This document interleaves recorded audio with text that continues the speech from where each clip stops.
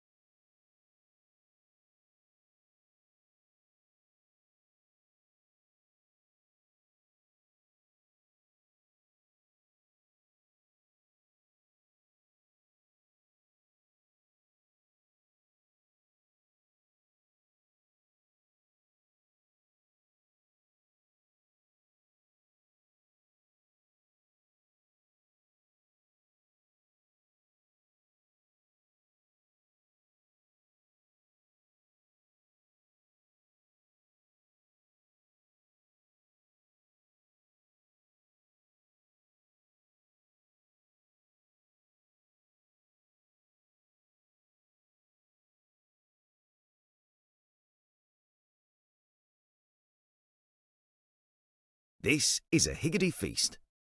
There's plenty of this, and these as well. We top it like this, and bake it like that. Higgity. Baked generously.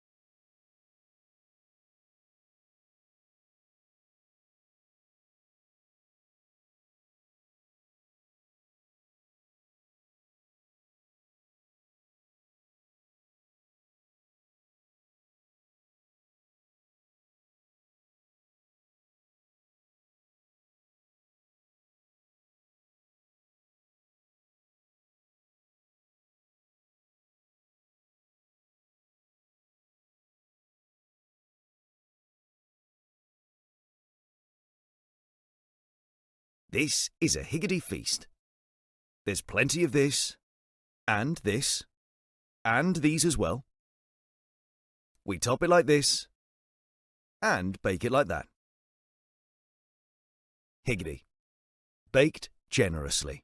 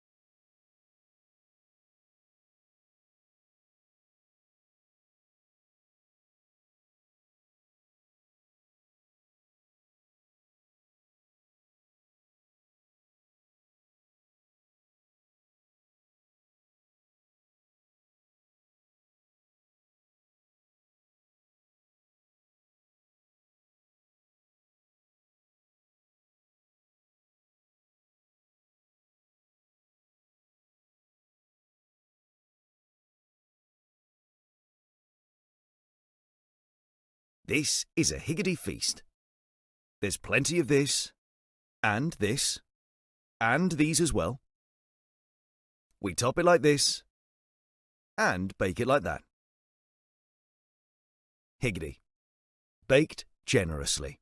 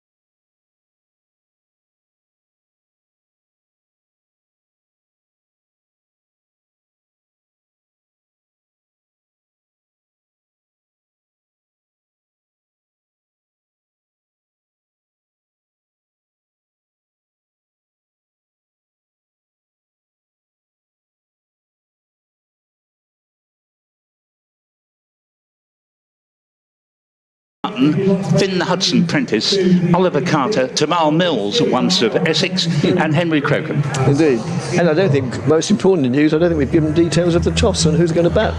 Which I now leave to you. Oh, thank you. I'm not sure if I can remember. I think it's Sussex won the toss and unsurprisingly will field, is that right? You're right. Thank you. I just wanted to test whether you're paying attention or whether you're cunningly passing me the rugby ball. Nothing changes, you see. I've been commentating with Paul for well over 20 years and he just loves stitching me up. But I'm pretty sure that Sussex won the toss and will field, and so we'll see Adam.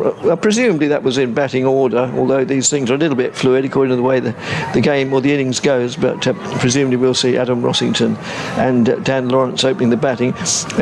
When we were past this team sheet of Essex, there was a bit in brackets which said, which later on in the Essex innings, assuming they lose a few wickets, which will be of use to or confusion depending which way you take it for those watching on the stream, that it says Paul Walter will be playing in Adam Rossington's spare kit.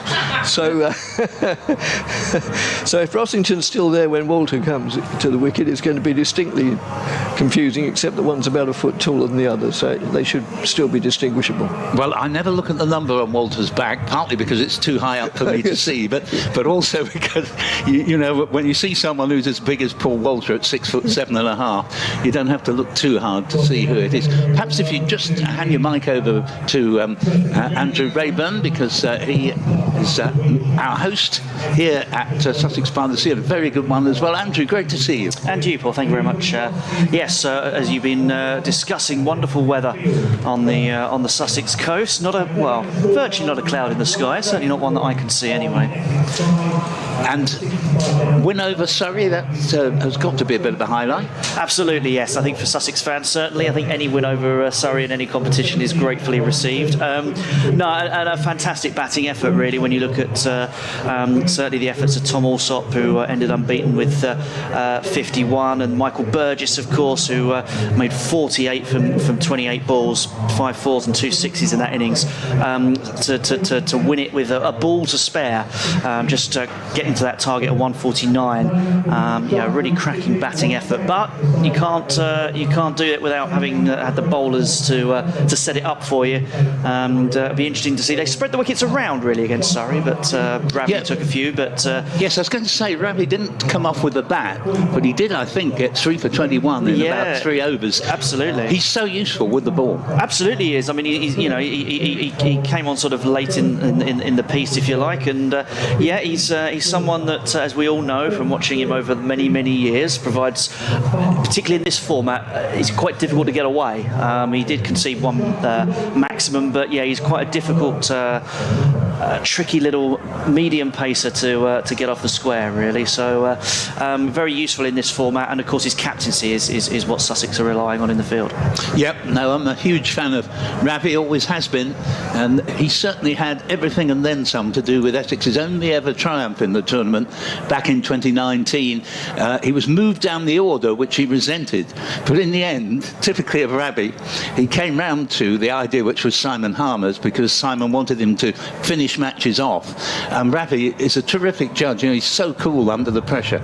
Absolutely, and of course it didn't, as you said, he didn't come off for him in the Surrey game, but he set Sussex up beautifully against Somerset in the first match, 88 not out. Of course they couldn't quite finish the job on that occasion, but he certainly it was a fantastic sort of brutal innings, that one, with 7 sixes involved as well. So they'll be looking for some of that tonight. He's down on the order as opening, so we'll see if that's but it might be Clark and Alsop who open, but certainly Alsop has been, because Ali Orr is, just for Sussex listeners, Ali Orr is out of the side, Shadab Khan back in, so good to see Shadab Khan back in, because Shadab Khan and Nathan McAndrew had a collision in the outfield in the opening game, and both were sat out of the game against Surrey. So good, Nathan McAndrew not involved, but Shadab Khan is back. And the other change, so it's 2 changes, with Ollie Carter coming in for his first T20 game, and that's at the expense of the young leg spinner Archie Lenham.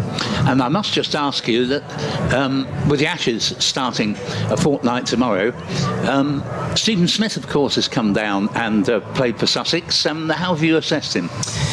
It's an interesting one. He obviously felt he's fallen LBW 3 times in his innings. I'm not sure he was happy with any of them, but then again, which batsman is?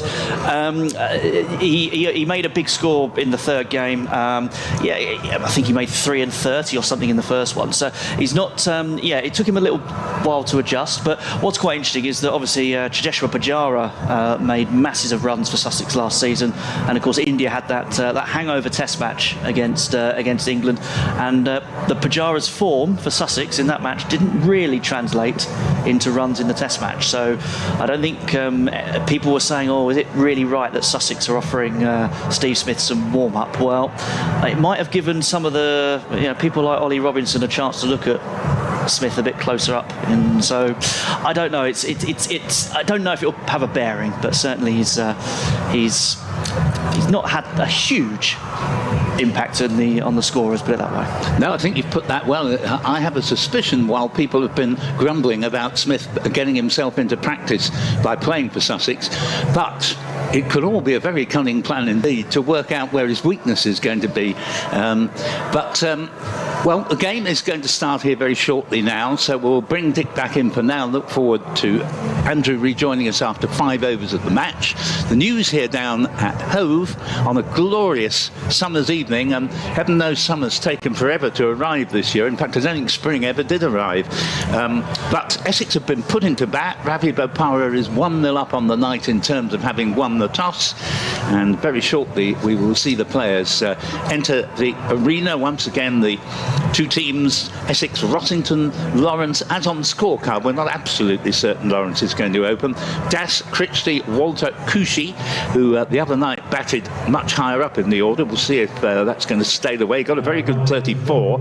Wesley, who does back down at number 7 in T20. Sams, Harmer, Snater and Cook. And Sussex are Clark, Bopara, the skipper, Allsop, Shadab Khan, Burgess, James Coles, Garton, Finn Hudson-Prentice, Ollie Carter on his T20 debut, Tamal Mills and Henry Crocombe. And we've got the crowd gradually filling up here, and I think it will do a lot more so. It's a lovely evening for it, albeit a little bit breezy. Should be a good game, Dick. It should indeed. It usually is here, and the figures reflect that really, because these two counties have met on 32 occasions in T20 cricket, and it's more or less even, Stevens. Sussex have won 17 and Essex have won 15, and similarly, further breakdown of how they achieved it, both won more or less equal number batting first or second, which doesn't seem to have made the difference that some people reckon it does. Essex overall, since T20 started, have won 55% of the games they've won batting second, whereas across, this is really geeky, isn't it? Whereas across all T20 matches that have been played, 52% of the matches have been won by the side batting first. Well, there we are. Yes, yeah. I think we have to hand the geekiness to you there. There'll be a written question paper at the end of this commentary. So pay attention, everyone. Yeah, it's a super evening. I was walking down on the seafront, stopping in at the Lawns Cafe, and I said to the man, what are your milkshakes like? He said, unbeatable, you know. And so I had a banana milkshake, which I have to say was very, very nice indeed. Always like to partake of the local specialities down here, and it is a thrilling sight, the seafront here, Dick. It is. Yes, I mean, I live in Southend-on-Sea, so I'm used to seeing the seafront, but with all due respect to the Southend Tourist Board, you know, Brighton, the front has certain aspects. For a start, Southend may have the longest pier, but Brighton has two, albeit one is more or less a bird sanctuary. And of course it has this big thing that goes, I can't think of what it's called now, just a sort of rod that goes up in the to a great height. I'd really quite like it. I think it had a nickname of the donut because it sort of looks a bit like a donut, hence the nickname. And I'd quite like to go on that tomorrow morning if possible, but we'll see. It depends what time we get up. So yeah, it's a lovely town, lovely city. City. Both places are cities now, and And later on in this season, Essex are playing Lancashire at Blackpool, which I'm also covering, so I'll have had my share of seaside resorts, one way or another. Well, yeah, I know you always like the seaside, and it is nice every now and then to go to a ground you've not been to before, and Blackpool would very much illustrate that. And you're doing the Blackpool game, I'm down for the game at Sedbergh, or Sedbergh, I'm never quite sure how. Sedbergh, I think. Right, Sedbergh, and that is right up in the, well, virtually in the Lake District, in fact. And Essex were due to play there last year, only for a filthy great thunderstorm to render the game having to be abandoned without a ball bowled before indeed 11 o'clock had got anywhere near to coming round. You hear a acceleration in the background noise, which tells us that the Sussex, who won the toss fielders, are now jogging out to take up their positions, and very shortly we will know exactly who is opening for Essex. Yes, we will indeed. The only things we haven't told you, I think, is that the umpires are Mark Newell and Paul Baldwin. And, yep, and as you say, they're about to start any moment. I'm pretty sure that's Rossington. It is indeed. I think it probably is Dan Lawrence who's making his way out to join him. We just had a information. Cushy is opening. Oh, Cushy, in fact. Thanks, George, very much. Indeed. So Cushy opening, of course he did the other night against Gloucester, got a very good 34. And, yep, number 23, that is him all right. But Rossington will face the first ball. He just got 5, I think it was, on Tuesday. But the whole idea of T20 really is that different people will come up on different nights.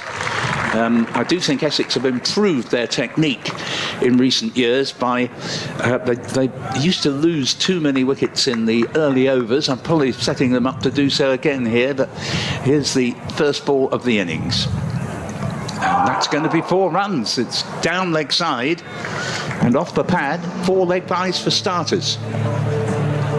And I'm just... The sun is reflecting. Oh, it's Garton bowling. It's George Garton. There are 2 scoreboards here, both of which are very good, but I think we'll certainly, for the first part of the match, I'm more inclined to use the one away to our left because the sun's not shining on that one. It's much clearer, but it doesn't give you as much information as the main scoreboard. George Garton, a left arm over from the C end, in and bowls to Rossington. Full toss, and Rossington's hit this one, not where he was intending. He was looking to hit that much straighter, but it goes out to the man on the cover boundary for a single. So 2 balls gone. Essex off to a good start with 4 leg byes from the first ball and a single off the second. So 1 now to Rossington, and Feroz Cushy is in to face his first ball. So there's still plenty of room for more people to come in at the far end. There's 2 sort of permanent temporary stands, if that's not a contradiction in terms. Well, it is, but yeah, they're not sort of permanent structures. But Garton in again. Bowls to Cushy. Cushy pushes it to mid-off, sets off for a very quick single. And, well, if that had hit, it would have been close, but I think he was home. The important thing was he ran immediately, 6 for no wicket. Yeah, I'm not convinced that Rossington did, though. I think he was a little bit... took him a little bit by surprise, but he made it in the end. There's a certain technique of running between the ball and the stumps without blatantly causing obstruction, but nonetheless making it a little bit more difficult for the fielder. Garton to Rossington. That's a very pleasant stroke indeed. Just bring him the 1 run out to the cover boundary. Fieldsman down there in the shade, and that makes the score 7 for no wicket. 4 leg byes, 2 to Rossington, 1 to Cushy. On a glorious evening, as we've been saying, and no reason to think it won't continue. It's literally a cloudless sky, but sometimes it's days like this that we are followed by really cold nights because there isn't any cloud cover. No, that's right. I think it will go quite chilly later on, as here's the next ball, and that's been hit down the ground, probably for 6, just waiting for the signal. Up go the arms, and 6 it is indeed, beautifully picked up there by Feroz Cushy, and score moves along to 13 for no wicket. Cushy has 7, and Rossington 2, and certainly these two have the licence to score as freely as they possibly can. Were a couple of wickets to fall, then I think we'd see Essex employ a slightly more conservative approach, but it's certainly paid off to date with 13 runs on the board after 5 deliveries. It was a handsome straight 6 from Cushy, who settles over his bat and sees Gartner coming in to complete the over. And that's a graceful shot, but straight to extra cover, and that's the dot ball there. So Essex complete the first over, having been put into bat, and are 13 for no wicket, of which Cushy has 7, Rossington 2, and the other 4 runs were leg byes. The last ball, it was a bump ball, but I think one or two people in the crowd thought it was a catch, but it clearly bounced first. Understandably, they're almost bound to be Sussex supporters, and understandably they thought that a wicket fall in the first over, but it was not to be. So, coming down the hill from the Cromwell Road end will be Finn Hudson-Prentice. Finn Hudson-Prentice, thank you. Now, if memory serves me right, former Derbyshire player? Yep, that's correct. Paul looked totally blank when I said that, but Yes, but I do anyway, well, that's true. for obvious reasons. Luckily, Andrew came to the Saves rescue. anybody asking me questions. And then, anyway, it was a dot ball. Again, in bowls. Or attempt to chop it down to third man, doesn't time it properly, chops it hard into the ground, and the keeper trots up a few paces and fields it. I mentioned in passing down the hill, for people who don't know this ground, it probably has a steeper slope than any other headquarters ground. But having said that, it's not excessive, but it's very noticeable indeed. As the next delivery is worked away backward of square on the onside, they'll go through for a comfortable single and no more. And it was never going to be more than one there, sort of agreed single. Yeah, good over so far, this from Hudson-Prentice. 2 dot balls, and even that, although it was comfortably played away off the pads by Rossington, but you'd always settle for conceding a single off any particular ball in the T20 game. Cushy just had a word with Rossington before took his guard. No idea what that's about. None of our business, I suppose. Next delivery, also down the leg side and helped on its way really down backward of square, but again there's a man there patrolling that boundary, and they guess Joe goes through for a single. Bring Essex on to 14 without loss. Good to see Cushy in the T20 side, because he played pretty well at times in the Championship last season in red ball cricket. I wouldn't want him relegated only to white ball cricket, but I'm very pleased to see he at least is in this. Yes, and that's well fielded. I was going to say that's well on its way to the boundary, but a superb bit of fielding there. Diving away to his right by the man at backward point. Unfortunately, we don't have scorecards, so we can't. Might be George Garton, actually, and it's a brilliant stop because it would have been 4 runs. Yes. So a good over from Sussex so far. Essex 15 without loss. The next delivery, a little bit premeditated almost there, as Rossington came down the wicket a pace or two and nearly was found out, because in the end he mistimed it and squirted out on the onside. End of the over, the second over of the Essex innings, and they're 15 without loss, with Rossington on 3 and Cushy on 8, and the first ball of the day went down for 4 leg byes. Well, that was a very fine over from Finn Hudson-Prentice. Rossington hasn't quite found his touch yet, and there is a cafe on the ground called Cow Corner, and that last ball was very much a Cow Corner shot, as he hadn't got to the pitch of the ball and in consequence heaved across the line. But we're about to see the third over of the innings start. And this ball is down leg side and absolutely has to be a wide. Just checking on who we've got a bowling change here. It's not Garton now. Doesn't say on the scoreboard. No, it doesn't, which is a little bit unhelpful. But the score, just checking with Andrew to see if he can enlighten us as... Sorry? It's Henry Crocombe who's bowling.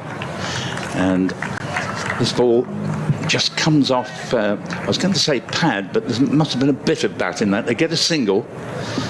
But after that very fine start with 13 off the first over, the runs have been somewhat harder to come by of late, with just 2 runs off the second over, bowled by Finn Hudson-Prentice. 16 for no wicket now on the board. Not so sure they've updated that last run, and there won't be a run off the next. It's a big shout here. It was clearly going down leg side, but nevertheless there is no run as the ball rebounds off Rossington's pads. Now Rossington, of course, got that fastest 50 of the 100 tournament last year, but he isn't quite in the touch tonight that he was on that occasion. And so far I think he's trying to hit the ball too hard, actually, Dick, before he's got his eye in. He stands waiting now from Crocombe. He's got hold of that one, but it may well be caught on the mid-wicket boundary. Ball's coming down, and fine catch taken. So there is the first wicket gone. And it has to be said, Rossington, who did at least get hold of that, but probably wishes he hadn't. 17 for 1. I was right in thinking that there should be one more on the scoreboard a moment ago. No run, obviously, off that, because it's caught on the mid-wicket boundary. And Essex lose their first wicket. It has to be said that from the few deliveries that Rossington faced, he really struggled with his timing tonight, didn't come to terms with the pace of the pitch at all, and when he did finally really get hold of the ball, even then it fell just short of going for 6, and he departs for 3. George Garton with the catch. Thank you. Yes, I mean, it seemed to come out of the middle of the bat, but it just wasn't quite. Which, as I said earlier on before the match started, it's a big ground here, even with the ropes pulled in, which they invariably are for the T20 competition, especially when the TV cameras are here, which they're not tonight, we hasten to add, or not the commercial station anyway. But yes, so it brings to the crease Dan Lawrence, who will now face Henry Crocombe up from the C end. And Lawrence has hit his first ball for an enormous 6. It's gone clean over our heads. We could hear it land on the roof. Exactly. Clean over our heads, as so many things do with Dick and me. And, thanks for playing yourself in, Dan. I think must be the retort to that. And to be fair to Dan Lawrence, I mean, that was an absolutely fabulous pickup. And the score goes to 23 for 1. To hit the ball like that, first ball, really is quite a feat. Yes. And the players and the umpires appear to be looking straight at us, but they're not actually. They're looking at over the top or to one side, seeing if anybody's going to get the ball back. And I think that one might be a new. Oh no, here it comes. It's just come back.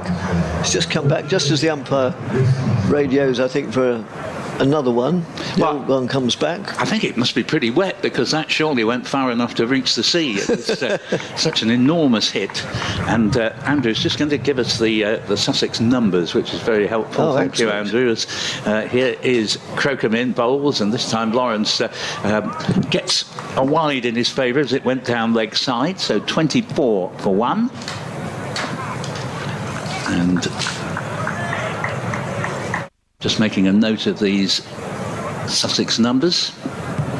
Do you want me to commentate on this ball? Yes, please do. Down. Right, Crocombe moves in up the hill from the C end, bowls down the leg side, and Lawrence makes, he goes across and chases it, and looking to play it through the off possibly, but still played it out on the leg side when they go through for a single through to deep mid-wicket, bringing the score on to 24 for 1.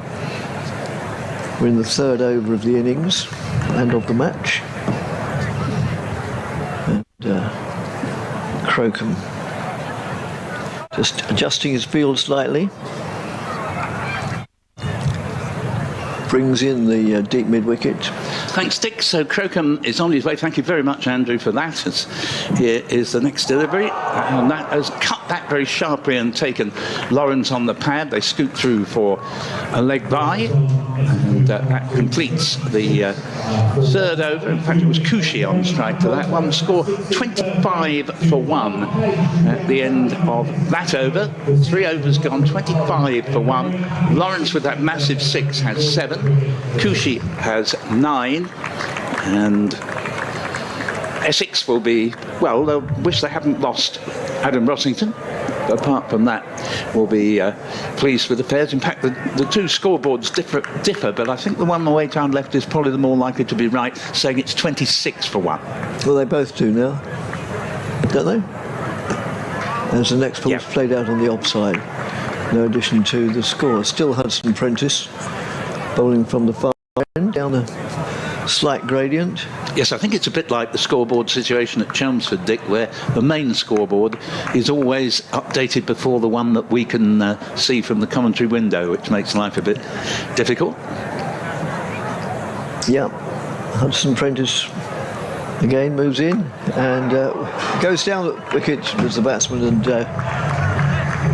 flails it down to third man. Whether or not that was exactly where he meant it is immaterial really, but certainly tried to flail it through the offside, and it, as it comes down the hill it accelerates, and yes, it always had 4 written all over it as soon as it cleared the infield.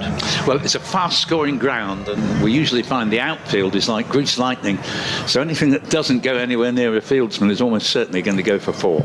Yes, Cushy again faces up to Hudson Prentice, and he hasn't got hold of that, but he's all right. It's he got it high on the bat, and it ballooned over the infield, but didn't make it to the outfielders, so it landed in no man's land between the two, and lives to fight another day. But that's all part of this version of the game. 30 for 1. Yeah, he's taking risks, Cushy. Probably won't last forever, but he's doing the job for the side and trying to exploit the power play. And this is the 4th over, so 2 more overs of the power play after this one.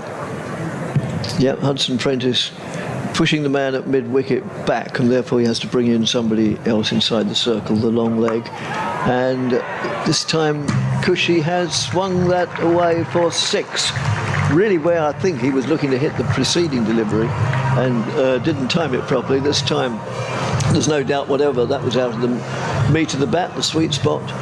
And 6 more go on to the Essex score, bringing them on to 36 for 1, and Cushy's personal tally is 21. 38 for 1, I think we can even have. 38 it says, sorry. You're right. As that's worked away on the onside as well into a large gap. Well, no, it's not. Anyway, they picked up a single. Yeah, but Para misfielded actually. Yeah, just there. lost it for a moment. Not that it cost another run, but he was actually interested in having a shy at the stumps at the bowler's end, but didn't pick it up cleanly, so it became irrelevant. 39 for 1, Cushy 22. Dan Lawrence for the first time will now face Finn Hudson Prentice. Yep, Lawrence on 7 off 2 deliveries, the first of which he dispatched for 6, and the second for a single. And the third for another single as he just nudges that quietly on the onside down to just forward of square on the onside. They go through for a single. So 4 overs gone of the allotted 20, and Essex are 40 for 1, the one being Rossington, caught by Garton on the deep mid-wicket boundary off the bowling of Crocombe for 3 when the score was 17. And now in very quick time, Lawrence and Cushy have taken it on to 40. Yep, I think Essex will be pretty happy with that score, but they know on this fast-scoring ground that they must glean every possible run they can. Yes. As it's Crocombe to continue, and it's worked away on the onside, just a sort of jab of the bat. And well, normally I think, although these figures sort of increase every year, but they used to say that off the first power play of 6 overs, if the side has reached 50 for only up to 2 wickets down, they've had a good start. Well, Essex should reach 50. They've got another 11 deliveries in which to do that. Crocombe bowls. And that's pulled away, and it bounces just short of the man at where Rossington was caught, and they go through for a comfortable single. I would just gently point out, I do the overs from the sea end, and you're doing the top end. You're quite right. You're quite right. And the only thing I'm good at is grovelling, and I grovel in apology. Oh, well done. That's a lovely piece of grovelling. As Crocombe comes up again to bowl to Dan Lawrence. Sends bat raised, and he's hit this. Didn't really time it, and a very good shout of no from Lawrence, who could see Cushy beginning to advance towards him, and Lawrence realised he'd hit it too well, even though he didn't really time it, for there to be a single straight to mid-on. The score is 42 for 1. We're in the 5th over. At the end of this over, we'll bring Andrew Rayburn in to join me. 42 for 1, and yeah, I think Essex would settle for this. I think the important thing in the power play, Dick, is not to lose more than 2 wickets, as the next delivery from Crocombe is a wide. It's I think the 3rd one he's conceded. 43 for 1. Yep. So there's still plenty of room for... There's one of those 2 stands at the far end that is probably only half populated. The other one, 2/3, maybe 3/4. So there's room if anybody wants to come in. Always a good atmosphere in the ground here at Hove. And here is the ball nicely played by Lawrence, the man coming off the mid-wicket boundary, who is George Garton, and the score goes to 44 for 1, of which Lawrence has just moved into double figures with that single, and Cushy has 23, which is the number on his back. As inevitably the seagulls circle around. So with the wide, still a couple of deliveries left in this over. Hasn't been a boundary in it yet. 4 have come from the first 4 balls, but that includes 1 for the wide. Crocombe bowls and digs this one in short. It's very well fielded at backward point, but they can get through for the single to Cushy. Moves up to 24, 45 for 1. There again, I think the crowd thought that was possibly a drop catch, but it was chopped hard into the ground, and fielder didn't field it particularly cleanly, but it didn't really matter. So Sussex playing in light blue shirts, and Essex in navy blue. And last ball of the over, Crocombe bowls, and that ball's nicely played through the offside, and that's a class shot for 4, and takes Lawrence along to 14. No real effort in the shot, although he did put the foot down the track, but beautifully timed. It's all about timing rather than effort. 49 for 1, 5 overs gone. And you want me to make room for... If you would, yes. By all means. So thank you very much to Dick Davis, who'll be back with us in another 5 overs, and Andrew Rayburn of Sussex will join me here.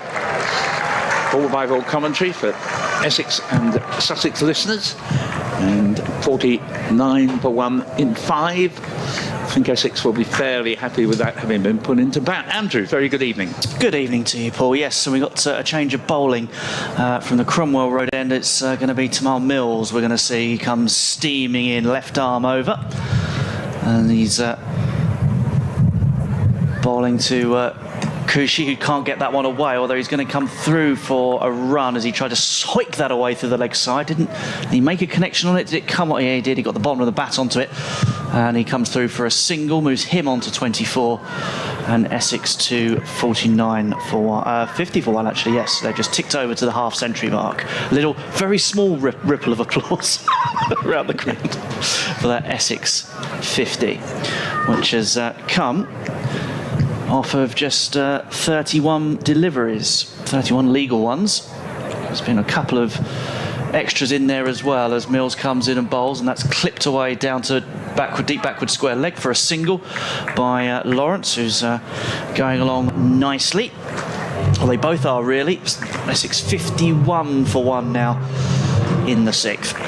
Tamal Mills, a bowler of express pace, but of course, like nearly all the English bowlers who can bowl 90 miles an hour, he's had a lot of injury, but great to see that he's recovered at least well enough to be one of the world's leading exponents in T20 cricket.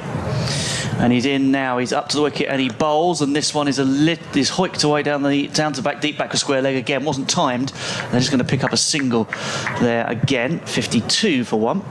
Yeah, a little bit difficult to pick the ball up when it goes from the very sunny part of the ground into the shade away to the left. So the man on the deep backward square leg fence there is completely in shade, and the ball, which you at first pick up very nicely, in the end takes a little bit of spotting. But 52 for 1 up on the board. We're in the final over of the power play.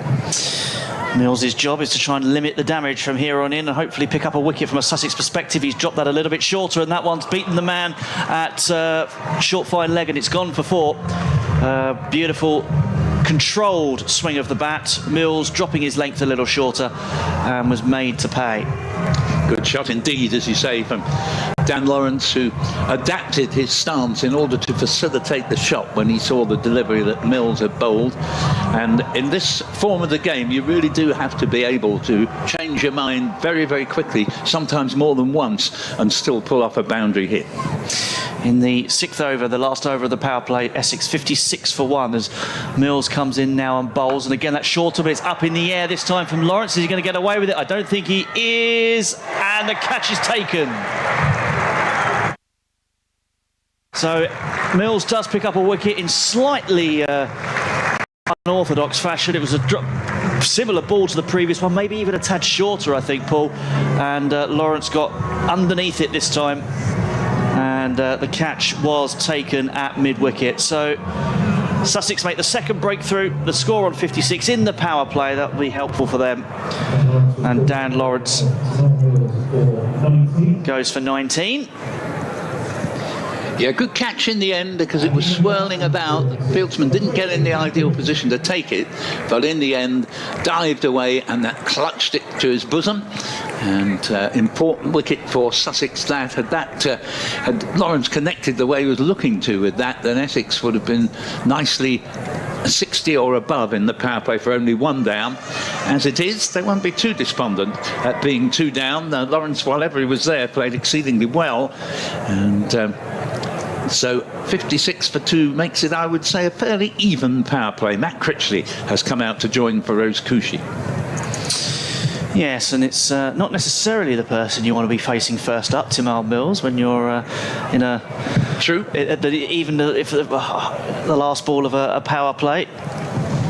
No time to adjust yourself as Mills comes in and bowls, and this time, Critchley plays that out into the offside and thought immediately about a single, but was sent back in no uncertain terms by the non-striker Khushi. And so at the end of the power play, then the end of the first 6 overs, Essex are 56 for 2, so going along at just under the 10s at the moment.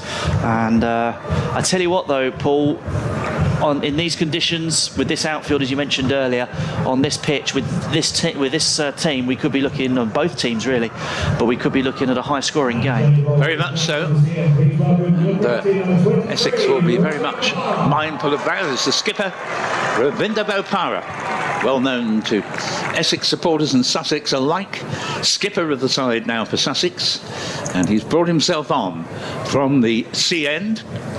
Probably at a good moment because he's got 1 batsman new to the crease to bowl. Not immediately because Khushi will face his first ball.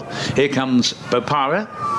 Bowls and takes the pace off the ball, which is driven very firmly out to short extra, and there is no run. It was a nice shot, but straight at the fieldsman. 6.1 overs in. Essex put into bat 56 for 2. Rossington caught Garton, bowled Crocombe 3. Lawrence, I'm not sure who the catcher was. Hudson Prentice. Good catch in the end off Mills. Thank you for that, Andrew. For 19. Bopara up to bowl to Khushi once again. And again, he all the time takes the pace off the ball. Shy comes in, quick single, goes to backward square leg, but Critchley is safely home. It was his call, and that takes Khushi to a worthy 27. It's interesting that Critchley has come in ahead of Robin Das, who came in at 3 the other night, as he has been for both his brilliant 132 in red ball cricket against Ireland, and that was on Friday. And then match-winning 69 batting at 3 against Gloucestershire. Here the next ball is played to deep mid-wicket and they get a single. and that will take the score along to 58 for 2, and Critchley underway, but that run to Cushy, who's moved along to 27. Pirate, so far, not really taken any tap in this over. Well, bowl to Cushy. Sorry, it is Cushy now on strike, and that keeps it a little bit low, but he's played this out to the man on the cover boundary. But basically, you're talking boundary or single if the ball goes out to the square boundaries here, because they're relatively short, and with the standard of fielding in T20 now, there really isn't a second run there more often than not. 59 for 2 as Bopara has a couple of deliveries left of his first over. Only gone for 3 from the first 4 balls. Up and bowls, and that ball is nudged by Critchley, and there's a misunderstanding. Oh, and there'd have been a run out there by a long way if the ball had been taken cleanly by Bopara. It wasn't the best of throws from a fielder off balance in the offside there. Essex fortune on their side there. And it is a no ball, so but of course you can be run out of a no ball, so it is still fortunate for Essex. It's 62 for 2 and a free hit here. Rather careless of Ravi, because he's only sidling up fairly slowly to overstep. Here he comes now and bowls to Cushy on the free hit. Cushy has an almighty swipe and is bowled, but he isn't, because although his stump is lying flat to the ground, he, of course, it was a free hit, so he was entitled to go for it. Didn't really employ enough science to his approach there, but anyway, the score remains 62 for 2. No, and I think his reaction, he was frustrated at not being able to connect with the free hit, but his frustration, I think, led the crowd to believe that he was out as well, because he sort of walked away from the stumps, but in the wrong direction for the pavilion, so it wasn't as if he thought he was out. Bopara bowls to him, and this time he does get hold of it, and will get just a single out to the man coming off the wide long off boundary. Cushy moves along to 29, the score to 63 for 2, but in spite of the no ball, a pretty good effort that from Bopara. In total there were 7 runs off the over. I think Sussex would be quite happy with that. Yeah, I think so. I think Ravi will be pleased to have brought the run rate down a tick. Obviously, when you've been going for just under 10s in the power play overs, to bring it down a little bit is. But here's a moment of cheer for the round the ground, and for a lot of our listeners, no doubt. Shadab Khan is going to come on at the Cromwell Road end. He's going to come in short order now to bowl, and it's been punched down to long on. They're going to take 2, are they? Yes, they are. The throw went to the wicket-keeper's end. In fact, it's gone over the wicket-keeper and to Crocombe, but really, I think the ball should have probably gone to the non-strikers, actually. But anyhow, it's 2 runs to Cushy, who moves on to 31. He's off of 21 deliveries. Essex 65 for 2. We are at the start of the 8th over as Shadab Khan comes in round the bowl short, and it's pulled away through mid-wicket, and that's going to be a single for Critchley. For Cushy, sorry, because it was 2, wasn't it, last time? Yeah, so he moves on to 32, and Essex to 66 for 2. Yeah, on the whole, Sussex have stemmed the flow of boundaries from over 6 onwards, so we're now in the 8th over. Good cricket from Sussex. Essex could do with a boundary or 2. Shadab Khan comes in and bowls, and this time it's a sweep shot, but that will be picked up by the man at deep backward square leg. Good solid throw this time, so just the 1 for Critchley on that occasion. Shadab Khan, leg break bowler, and so far it's not that he's been on top of the batting, but the well set field has prevented any boundary.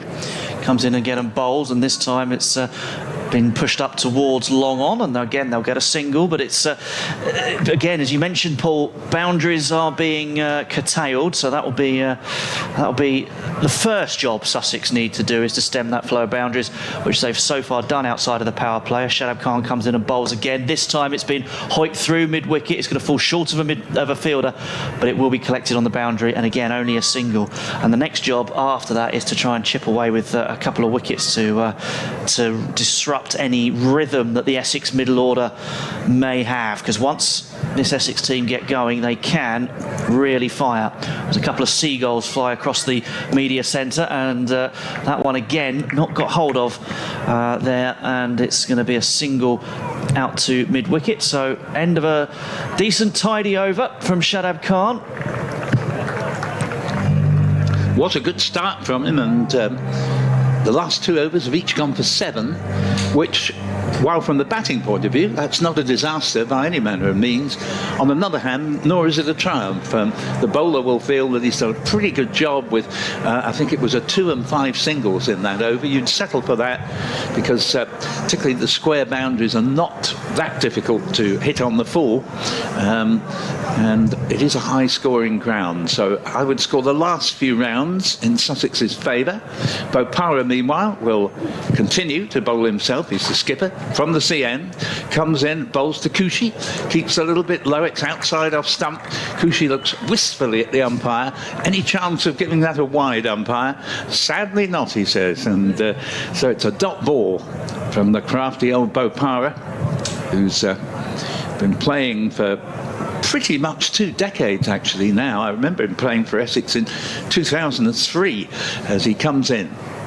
Bowls, and this bowler's off drive, and it's good enough to beat the fieldsman. That's the first boundary for 2 or 3 overs, and that's nicely hit by Kushi with 38 to him. In fairness to Kushi, Rossington didn't find his timing. Kushi has.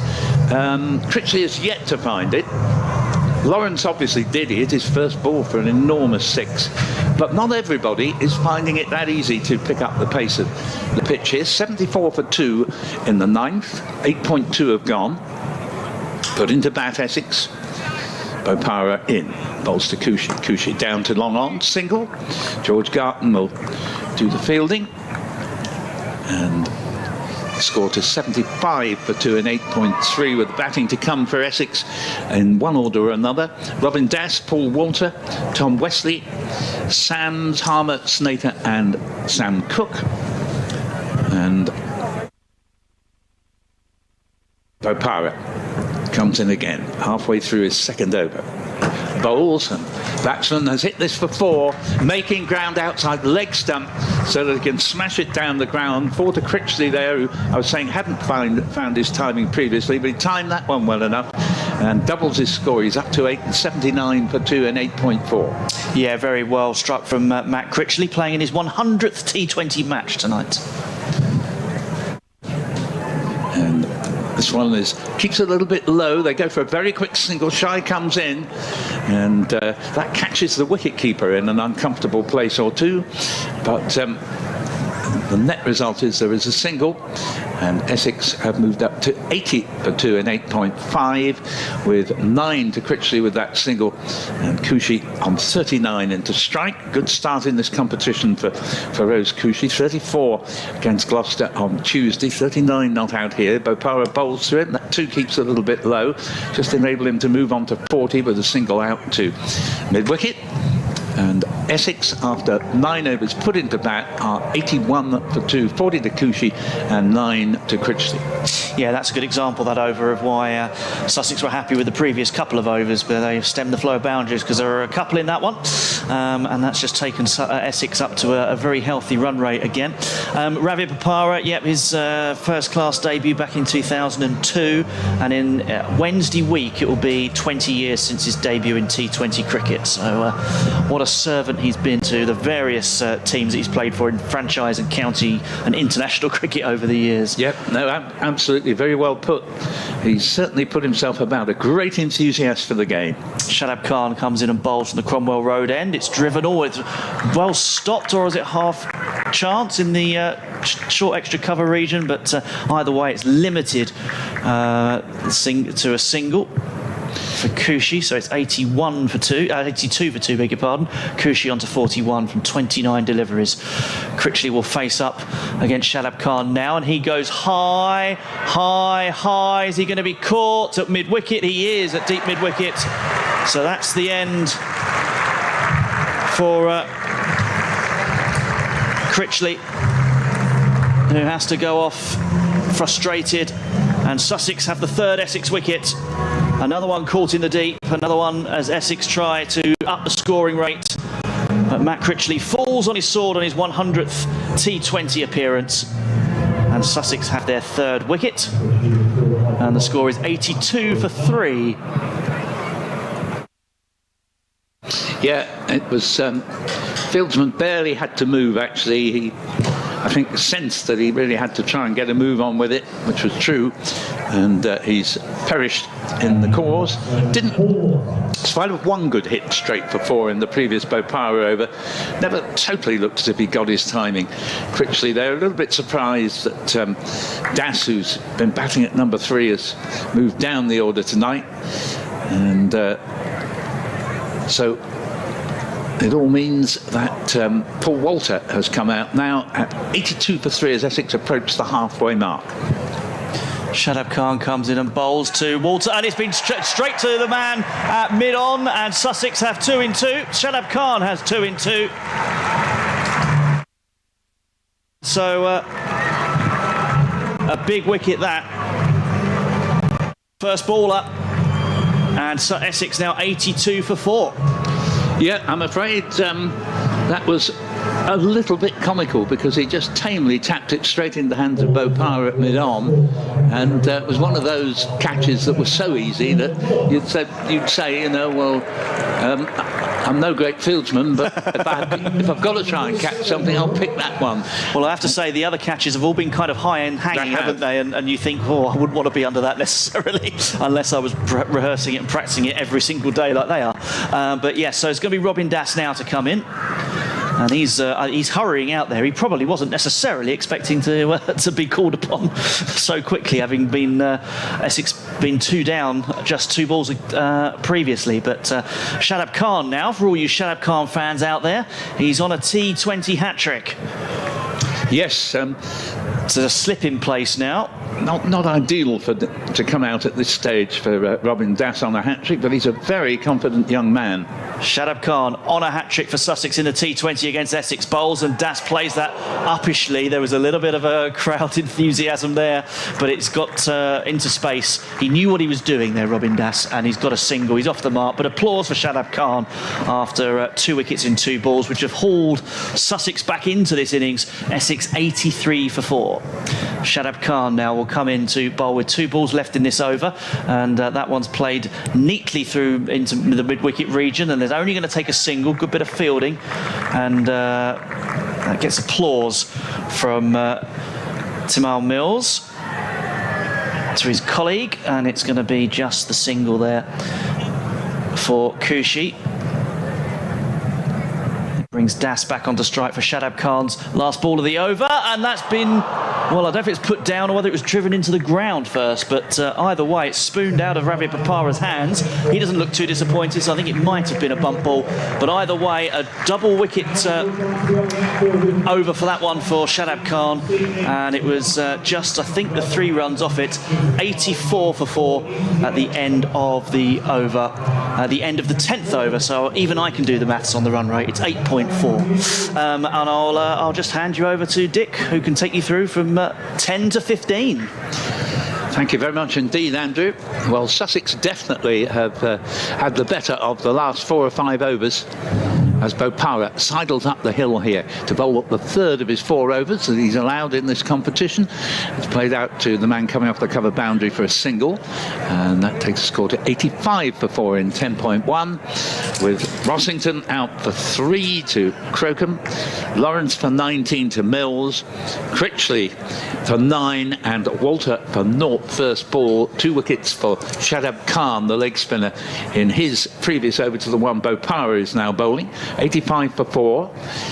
And this next ball is hit with tremendous timing, but still only be a single with a heavily populated leg side boundary. But Das certainly caught hold of that in eye-catching fashion.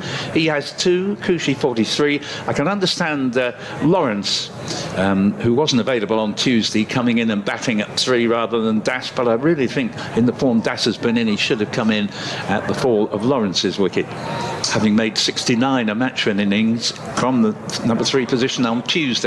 Now this is hit down the ground and goes for 4. Beautiful. straight hit there from Feroz Kouchi, and he now is approaching a 50 here. He's played very well. He's got 47. The score's 90 for 4. Welcome back to Dick. Yes, that was absolutely straight, just to the leg side of straight. And although there was a deep long on and a deep long off, it bisected them both.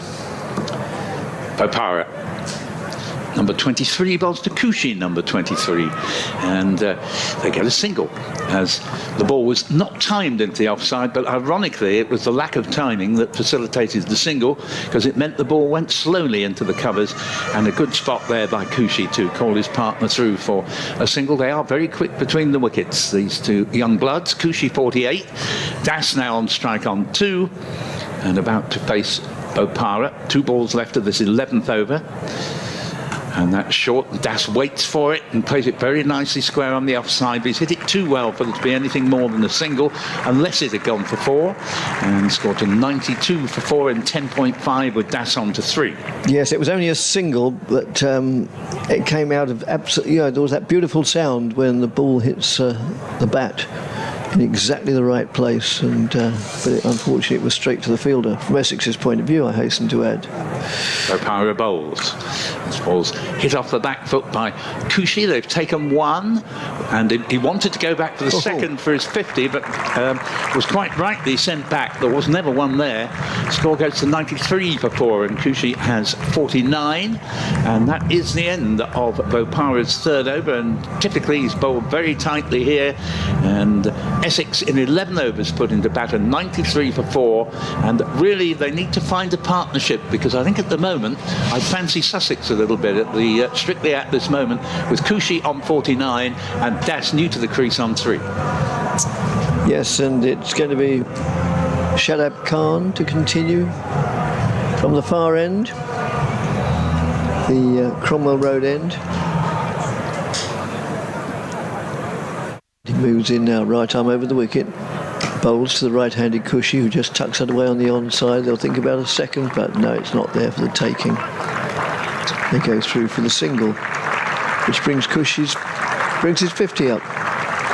Yes, played very well. He has indeed, 50 off 35 deliveries. His second T20 50s, Andrew assures us.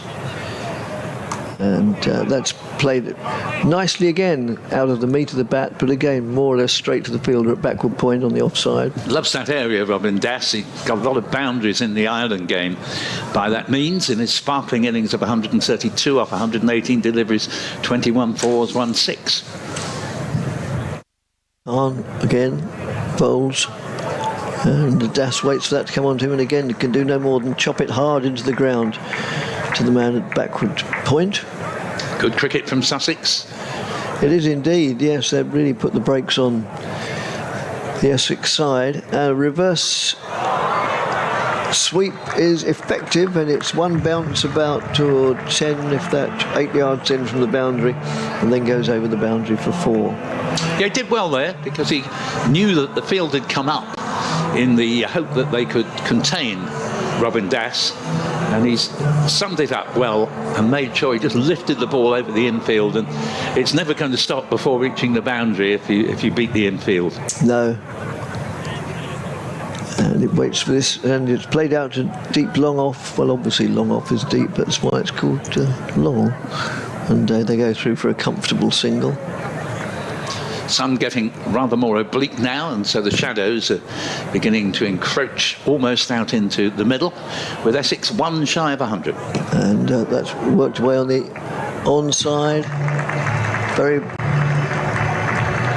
pleasantly indeed for 4 runs. Again, the fielder's posted out on the boundary, but it went between the two, so that does bring up the 100. Yeah, as you say, the sun now is coming directly from the west, so if you're watching on the... If the spectators were here watching from, I think it's called the Palmyra Avenue side, over there, and they're having a little bit of trouble looking into the sun. We're going to see Jamal Mills bowling up the hill now from the sea end. Better over that for Essex, 10 runs off it. And fabulous bit of timing, I have to say, from Feroz Koushi, that last ball, because the man on the backward square leg fence was no more than about 7 or 8 yards from it, but had no chance of stopping it going into the boundary boards. And Koushi, a very important player now from an Essex point of view. Can he hold the innings together, which he's done so far, having opened? But he's also scored pretty briskly as well.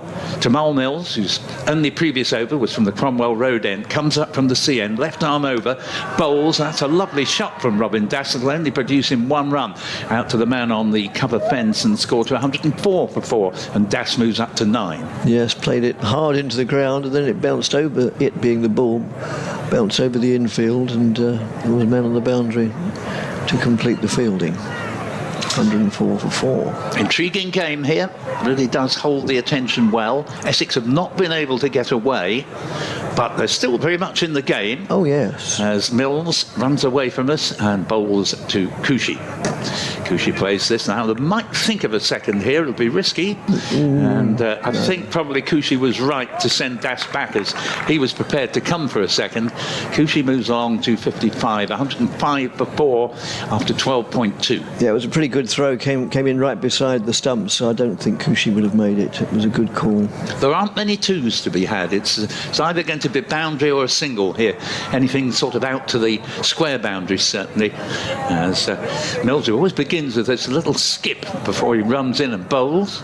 And this ball's been hit high in the air and could well be caught. And now he's been put down by the skipper. Ravi Bopara, they really should have caught that. That's a bad drop, I'm afraid. Great fan of Bopara, but he should have had that. And indeed, he did have it and then let it slip out of his hands. 107 for 4. And that is a let-off for young Robin Das, who scores 2 when he should have been out and now has 11. Yes, he got it too high on the bat, which was why it got height rather than distance, and nearly and should have paid the penalty. Well, the luck's been running with Das in recent times and certainly continued to there.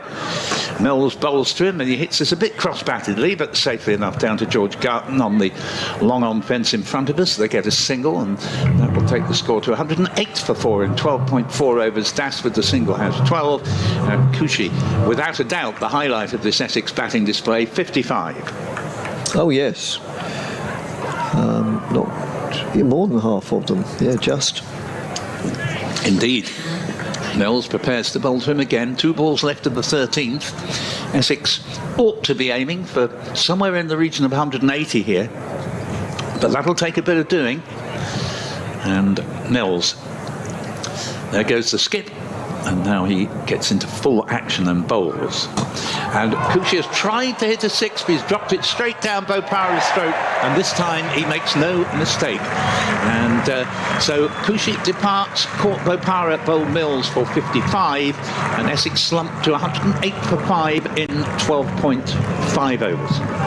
Yes, and that was a simple catch for Bopara. He wasn't going to make a mess of another one, and sure enough, he took that very comfortably. Give Bopara his second catch,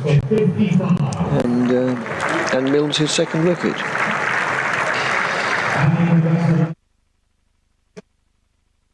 So Daniel Sams comes out to face the music here. He's only really once made a telling score for Essex, but he's a mighty hitter of a cricket ball, and Essex will be hoping that by the end of this innings he'll have had his second innings of note for the county.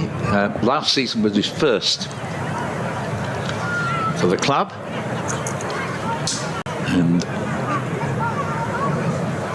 Tamal Mills here, just asking his captain for 1 or 2 adjustments to his field. I think he's going to come round the wicket to Sams. Obviously has some sort of theory. And 108 for 5 put into bat Essex, with Sussex for 5 overs conceding runs quite quickly, but they fought back really well. And here's Mills to complete the over, bowls, and Sams can do no more than push a good straight delivery down to mid-off for no run. Tom All's upfield, and applause for a very good return to the attack for Mills there. 13 overs gone, put into bat Essex 108 for 5, and with 2 relative newcomers to the crease now. Das has 12 and Sams just faced the 1 delivery yet to get off the mark. Yes, so very evenly balanced at this stage of the innings with 7 overs to go. Well, if they were to get 10 and over, obviously that pushes them up to 178, which would be, you wouldn't have thought much more than par for the course, if even that. So, yeah, they'll be looking to accelerate even more than that.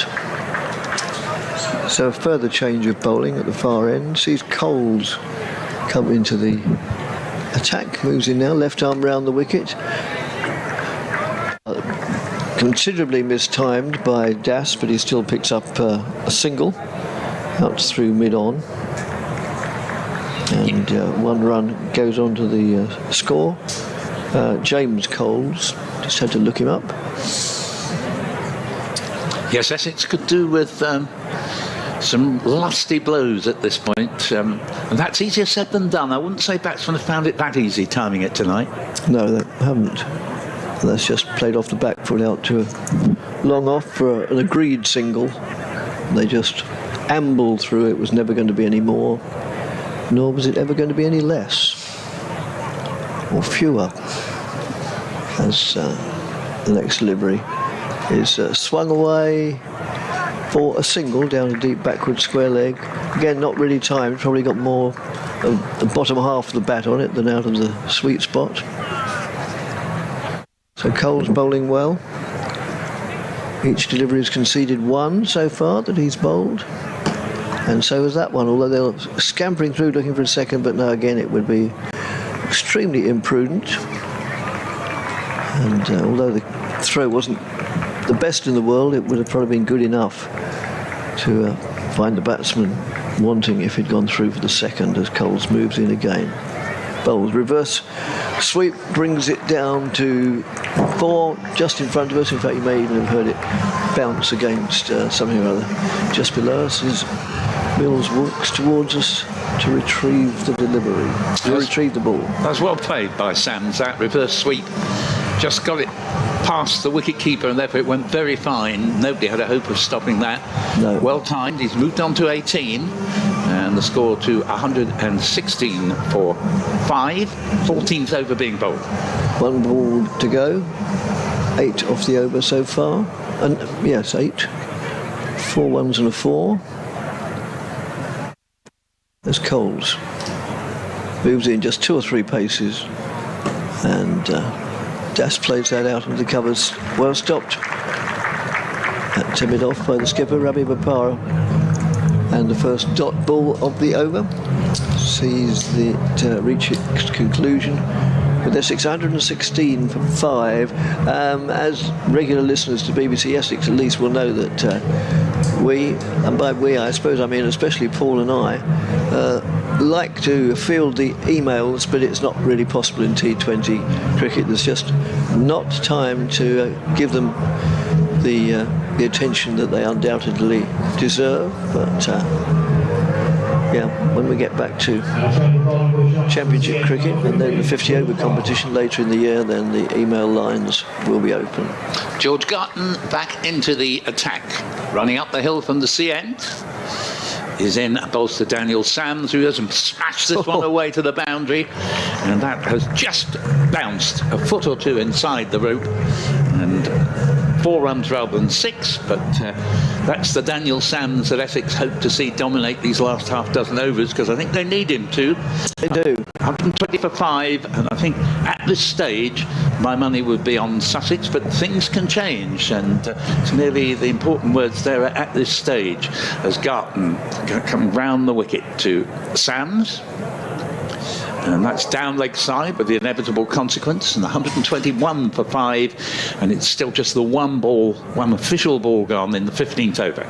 The inevitable consequence being a wide signalled by the umpire. So Garton, fine cricketer, possibly hasn't quite been at his best. I've seen him bowl better than he has so far tonight, but he'll look to put that right here, and it is a good delivery actually. It goes straight through Daniel Sams's defence. Is kept a bit low. So 14.2 put into bat. Essex 121 for 5, of which easily the major share has been Feroz Kouchi with a very good 55. Garton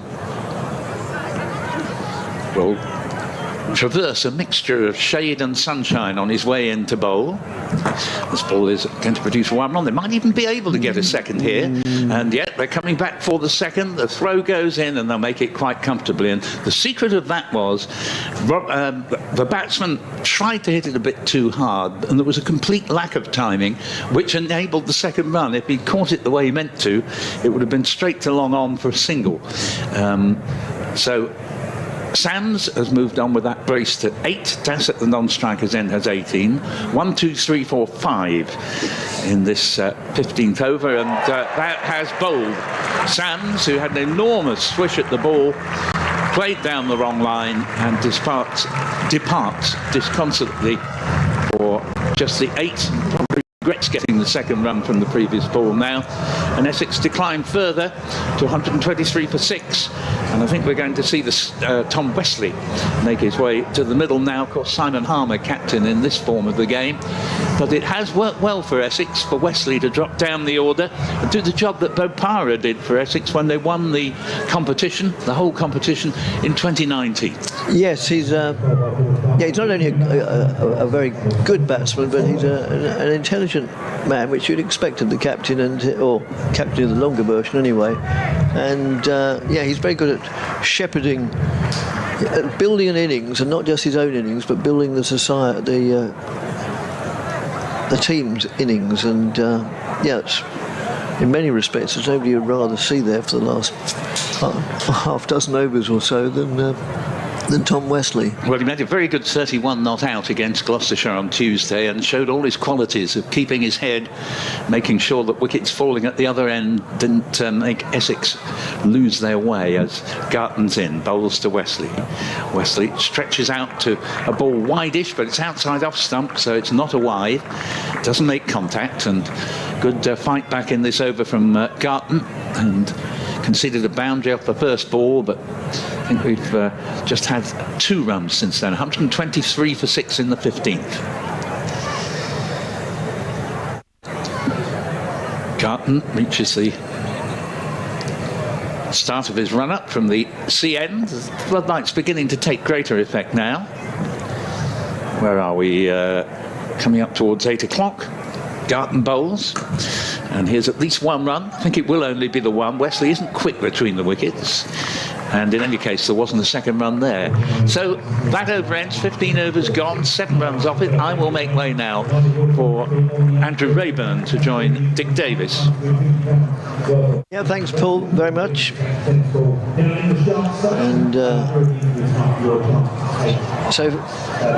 15 overs gone, 124 for 6.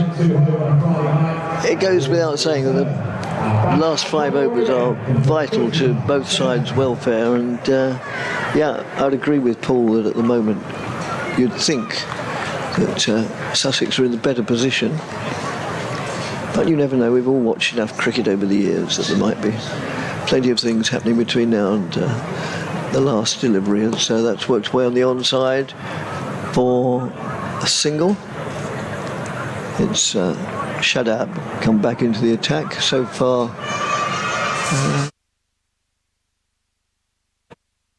Conceded, taken 2 for 21 now, including that single off that delivery.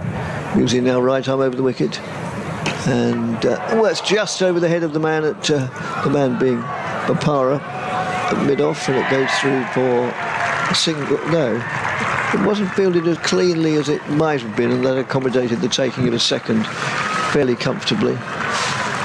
And so with your money, metaphorically of course, we don't bet on cricket matches, be on the home side at the moment, Andrew? I definitely think that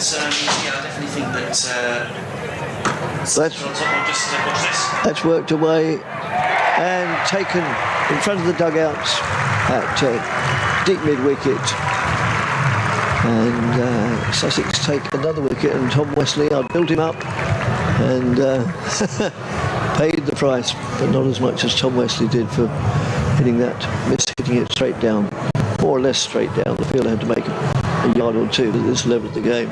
Certainly expect them to take it. Absolutely, and yeah, it's been another one of those catches in the deep for Sussex. They've certainly. Sorry, my mic wasn't on there. No. That'll explain it. Yes, no, another catch in the deep for Sussex to take. Essex occasionally guilty of mistiming their attacking shots, but of course the pressure is applied the more wickets that fall in this form of the game, and that therefore gives the bowling side even more opportunity. And so Essex 128 for 7, just to remind you, with 3 balls to go in the 16th over. It's another wicket for Shadab, who's got 3 for 24. He's bowling his final over. Did you notice who the catcher was?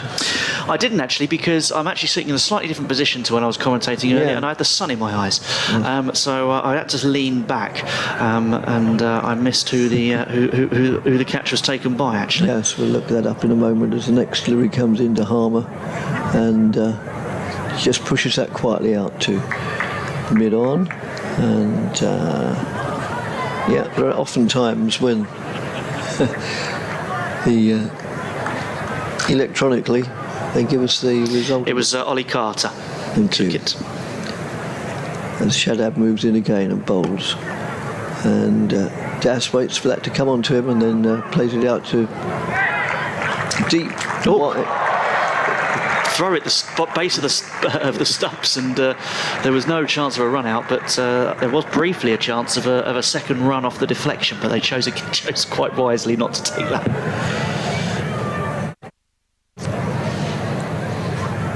So Shadab Khan in again from the Cromwell Road end to the South African Harmer. Waits for that to come onto him and then plays it out on the offside. Going through for 1, they're coming back for 2 as the fielder had to make a fair amount of ground to his right, fielding a sort of sweeper position on the boundary just in front of the main scoreboard. And the over reaches its conclusion with Essex 132 for 7. Yeah, superb contribution from Shadab Khan, 3 for 28 from his 4 overs. He'll be very pleased with that. Didn't bowl in the first match after his collision in the outfield, so to come on and take 3 for 28 in his first bowling innings for Sussex in T20, he'll be very pleased. Obviously, an experienced campaigner, but he'll be very happy with his contribution thus far in the innings, including, of course, 2 in 2 balls. But for the Pakistan all-rounder, I'd say experienced campaigner, obviously 24, but he's played a lot of T20 cricket is what I mean.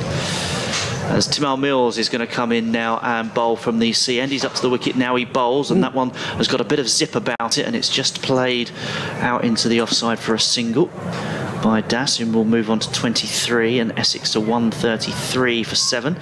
Das is 23 coming from 18 deliveries thus far. So, Dick, what do you think Essex need in these closing overs? How many runs do you think they will need to put up a challenging total? More or less 4 to go. I'd have thought they must get up to 180 if possible. It's probably somewhat optimistic, but I'd have thought 180 is no more than par. Mills comes in and bowls, and that's chipped up in the offside, and it's going to be a single again. It's just hit and run for anything now. Take on the fielder's arm if you dare. Anything that lands between fielders, they will scamper through for a single. They have actually turned down, haven't they, a couple of 2s, which may have been good decisions, but it does still mean that I think probably Essex have left, I don't know, 6, 7, 8 runs maybe out there through decision making. Maybe. As Mills comes in and but he's up to the wicket now, and he bowls, and that one is firmly slapped over the infield out towards deep extra cover, but it will only be a single. Plenty of men, of course, out on the rope as we enter the closing stages of this innings. We are 3.5 overs left, and Essex are 134 for 7. You're listening to T20 Blast Cricket on BBC Radio Essex DAB and BBC Sussex on the BBC Sport website. Sussex won the toss, selected to bowl, and have reduced Essex to 135 for 7 on a lovely evening in Hove. Sussex by the sea. That one is outside the off stump. Slower delivery, and the umpire has said, no, that's absolutely fine. I think there was a little bit of a look this time from Harmer at the umpire. And no wide signal. So good bit of bowling, clever bit of T20 bowling from Tim Mills, who has played an awful lot of T20 cricket in his time, in England international, of course. Only T20 cricket for Tim Mills these days. Little hop and a step as he comes in now and bowls, and it's been squirted out towards the backward point region, and again it's a single, and all of this is putting the squeeze on Essex, Dick. Yes, as every time Essex score just a single, then that plays into the hands of the hosts, really, because they've got to get more than 6 and over to, I would have thought, to stand a chance of winning this game. They're scoring at 8.1 at the moment, which nowadays is not really good enough. But if you chip away with the wickets when Sussex come to bat, it's a different game entirely. Certainly is. Got another fielder out there at the moment as a seagull lands on the outfield, and this one's been slapped away over mid-off, a tracking diving effort, but it's gone for 4. Really superb dive, which Tom Alsop put in there, but he couldn't stop it from going to the boundary, nor could Ollie Carter. And so an important boundary for Essex coming at the end of the 17th over, and it moves them on to 140 for 7, 8 off that Tim Mills over. Yeah, so 3 to go, 140. I reckon 180 is nothing more than par, so it's another, 13 and over, 13 and a smidgen. Crocombe, who's got 2 overs left, is going to come on to bowl. From the far end, the Cromwell Road end, so he's got, I was going to say, the advantage of the slope with him. I would have thought it's an advantage, but some bowlers are quite happy bowling up the hill. But Crocombe, 2 from each end, assuming he's going to bowl a second as well. Moves in now, right arm over the wicket to Harmer, and that's down the leg side. That will be a wide. So. They always do that fielding side, don't they? They appeal for everything down the leg side, so try and convince the umpire not to give a wide. Yeah. So, because at the very least, if they think, if they can convince the umpire they've heard a noise, but the umpire doesn't think it's out, then they're going to say, oh, maybe it's come off the pad then in that case. Yes. But of course, it's a wide. Yes, and that's, well, Harmer, I think that came back at Harmer a little bit. He was trying to pull it through the leg side, and I think it came back a little bit, and it finished up going straight through to the keeper. And of course, most county cricket umpires have been players. They're the typical case of poacher turned gamekeeper, so they know all these tricks. They've played them themselves in their playing career, and that's not timed very well, but it picks up a single again. It came on the bat fairly high up towards the splice, and just sort of slapped it, but not slapped it very hard. You can tell that the fans have all got their all tucking into their food now, because the number of seagulls around the ground has risen exponentially in the last few minutes. Yes, it has, hasn't it? That's ballooned over the top of. It's not taken very well, so they scamper through for a bye, which is a bit of a bonus from Essex's point of view. Yes, and if we were taking emails now, you referred to the seagulls, somebody would say there's no such thing as a seagull. There isn't, you're quite right. They're black-headed gull, yeah. To which my reply is that once upon a time, the great Russian author Anton Chekhov wrote a play called The Seagull, not the black-headed gull or the lesser spotted gull, but the seagull. That's a full toss, played out square. But again, it's just a single, and they're doing their utmost, but I fear it's not really what the doctor ordered. Well, it's worth noting, actually, I think that the last maximum came in the 4th over. So, really? Yeah, so we'll just double check that. That's what I looked at earlier, and I think that's the case, still the case now. As Crocombe moves in again and bowls to Das, and again that's not timed properly. That was high on the bat, and looking to hit it through the leg side for 4 at the very least, just picked up a single. So this over's gone wide, dot, one leg by, one. So 4 conceded off it. Oh, no, 5. As, well, that has come out of the middle of the bat, but there again it finds the batsman, the bowler. I'll get it right in a minute. The fielder even on the boundary. And yeah, so the last 6, as I said, was that 6 off of Finn Hudson-Prentice in the 4th over. So, and Essex in total actually have only scored 3 sixes. I say only, that's a decent number. But yeah, you'd want a couple in the last these last few overs, the last couple of overs. And there's 2 to be bowled. Jamal Mills and Crocombe, I will presume, will finish it off. Just to, we'll obviously run you through the scorecard at the very end, but just to give you an idea on bowling. Jamal Mills has bowled 3 overs, 2 for 20 thus far. Garton 2 overs, 1 for 17. Hudson-Prentice 2 overs, 0 for 16. Crocombe now 3 overs, 1 for 24. Bapara 3 overs, 0 for 27. Shadab Khan 3 for 28 off 4. As Mills comes in and bowls, and that one is just missed everything, I think, down the leg side, and it's going to go away for 4. Did it get the bottom of the bat? It looks like it did. Edge, I think, yes.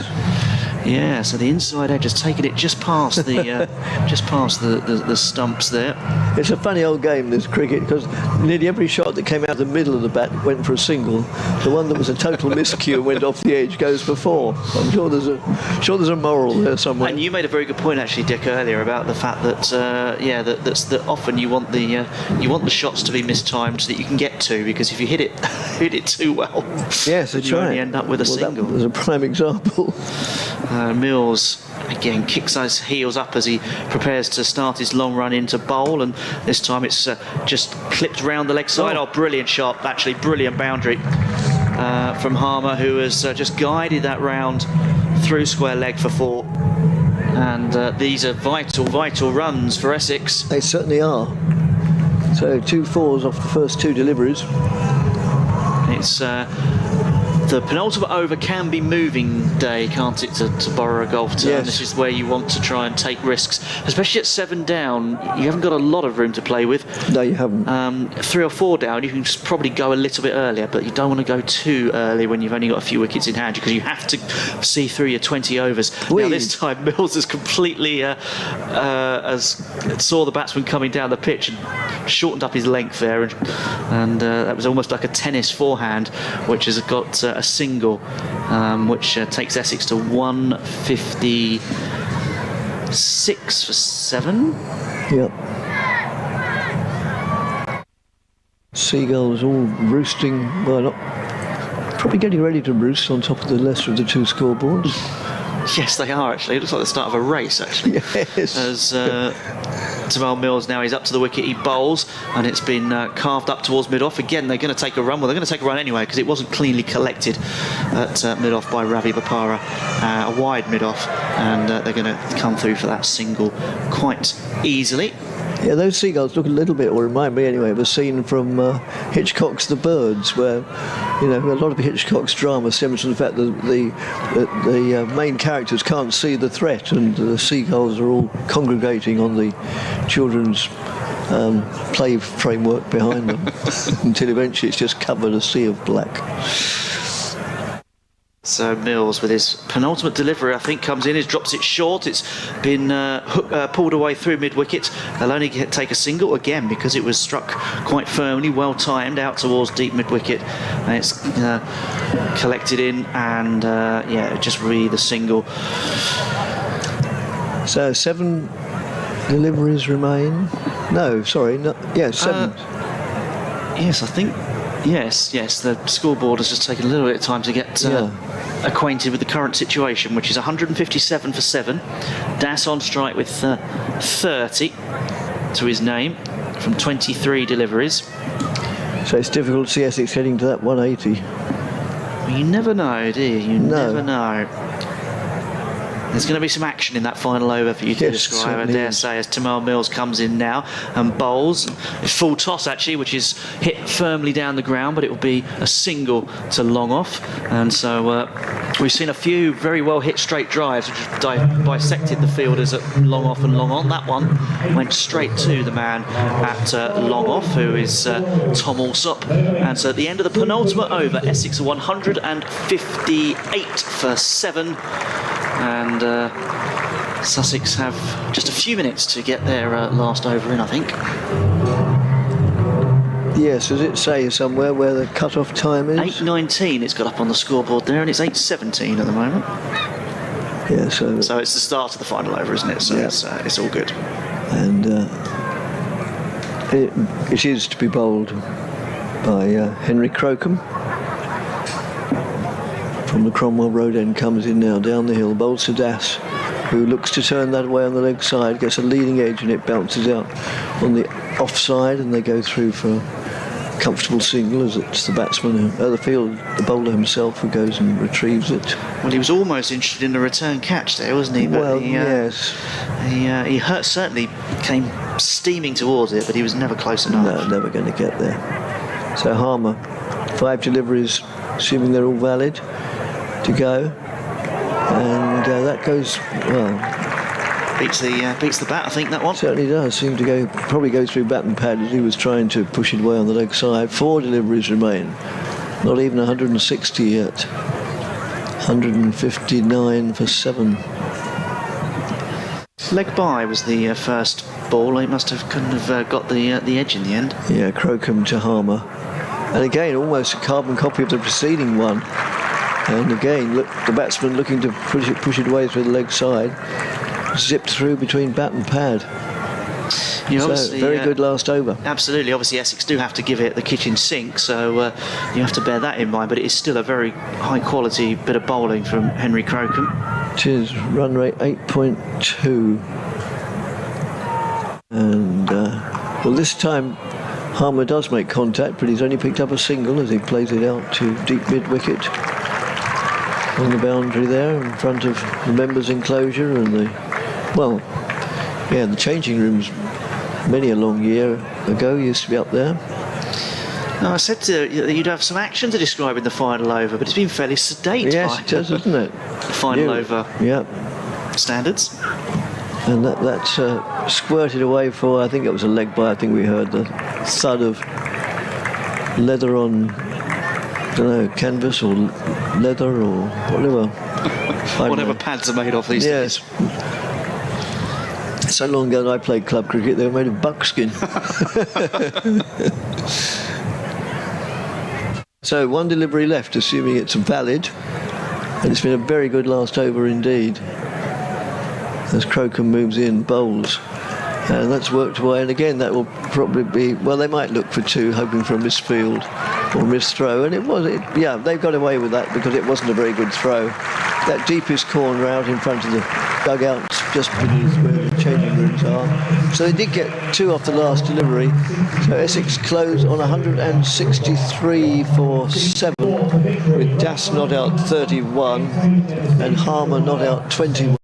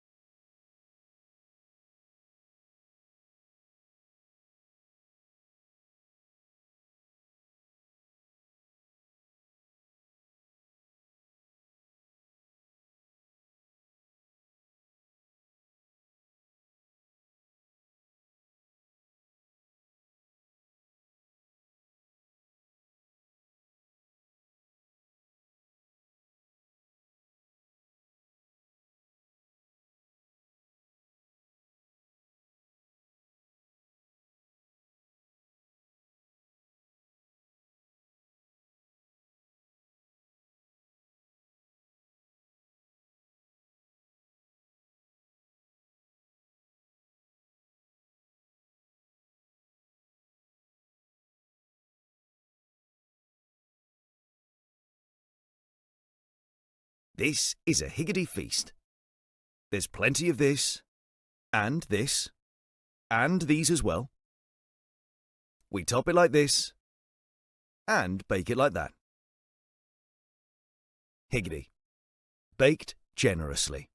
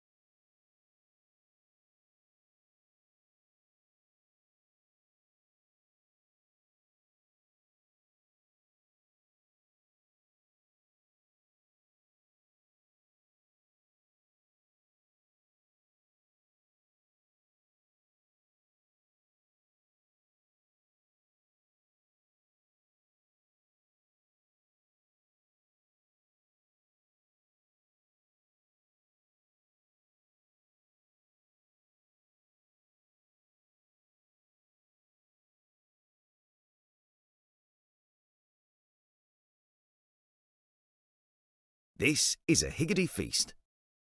There's plenty of this, and this, and these as well.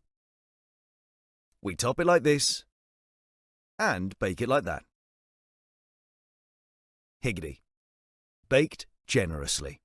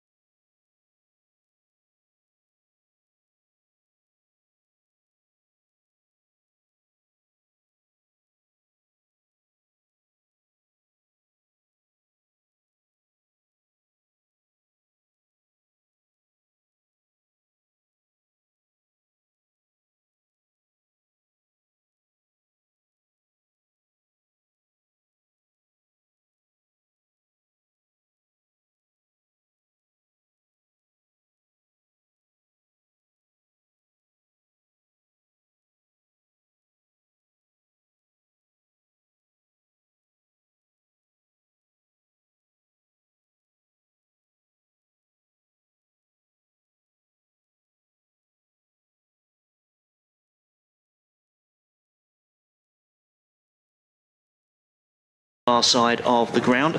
You're listening to live T20 Blast Cricket on BBC Radio Essex on DAB and via BBC Sussex on the BBC Sport website.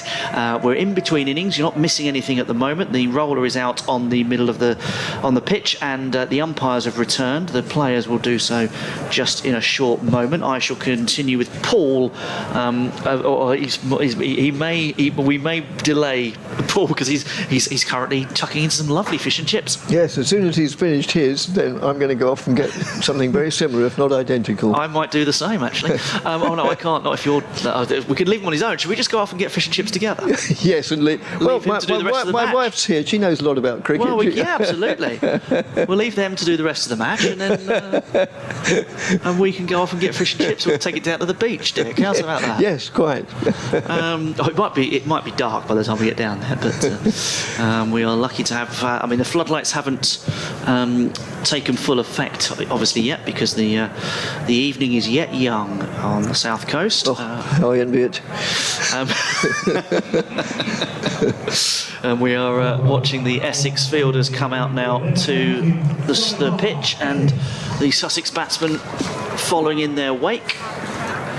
So just to remind you, Essex made 163 for 7 in their 20 overs. Top scorer was Feroz Kushi with his 55 and 38 deliveries, 4 fours and 2 sixes.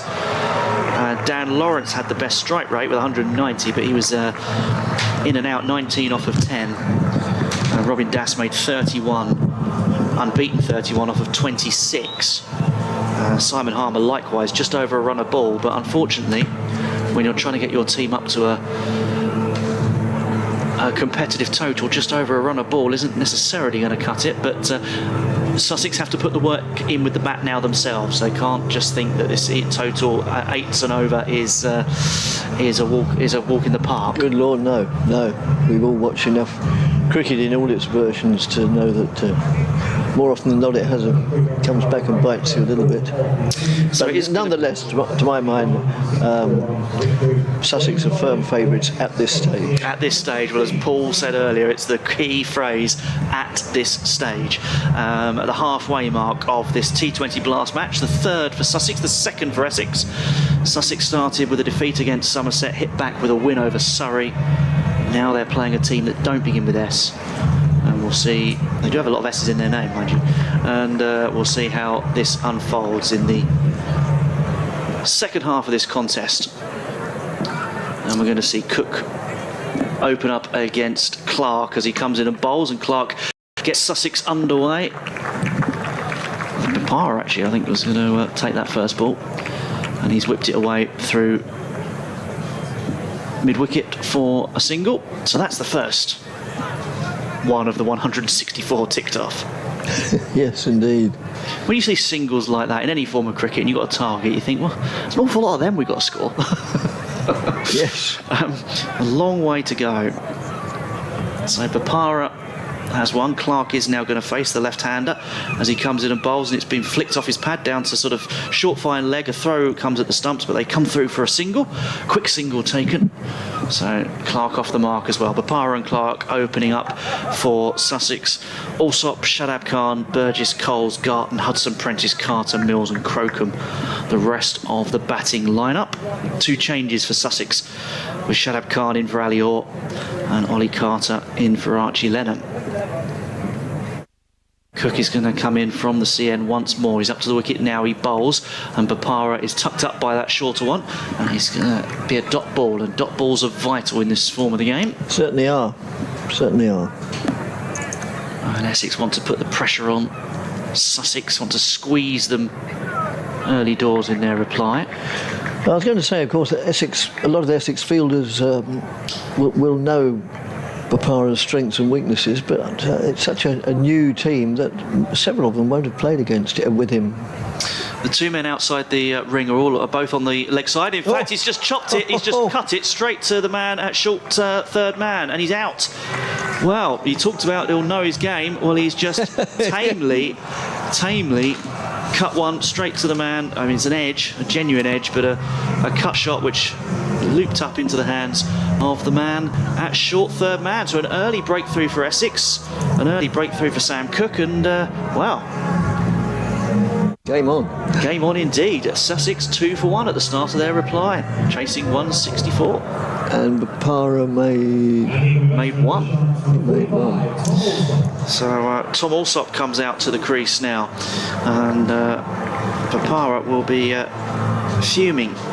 And he is a big figure, Ravi Bapara, in this lineup, as everybody knows. But I think, as Paul mentioned earlier, the one of the key format points, I suppose, of T20 is that different players will always contribute through a campaign. And, yes. Bapara contributed with the ball against Surrey in the last match, but not so with the bat, and has failed with the bat in this one as well, as Cook buoyed by that wicket comes in, and that's a hoik first up from Alsop. It's going to land over the head of the man at long on. He's brilliantly tumbled stop to stop 4 runs, but they're going to come back for a third. So a real hoik, that one from Alsop, who has come out with great intention. Yes, and Harmer did well to stop it going over the boundary. Very well indeed. Caught by Wesley. Yes. Wesley was the man who claimed the catch at short third man to dismiss Ravi Bapara for just 1. So 5 so far off the first 5 deliveries of this reply, as Cook comes in and bowls. That's on the leg side and worked away through backward square leg. They're going to be able to come back for a 2. In fact, it might go all the way for 4. In fact, it does. It's a diving stop.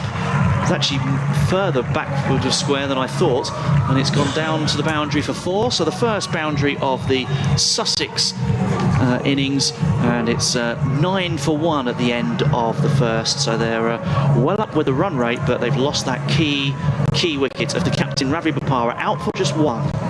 And Paul has finished off his fish and chips, and he's now able to join me for the opening burst of this reply. Yeah, it's important to keep these things very accurate. Finish the fish. Quite a few chips there. Oh, right, okay, fair enough. This is because they gave me an enormous helping of chips, and I like them, but it was very good, I hasten to add in. Very enjoyable fish, good value. Excellent. Especially as I didn't have to pay for them at all. Well, in that case, it's even better value. Well, that's right. But a big blow for Sussex to lose Bapara so early. As we see Sams come left arm over the wicket from the Cromwell Road end.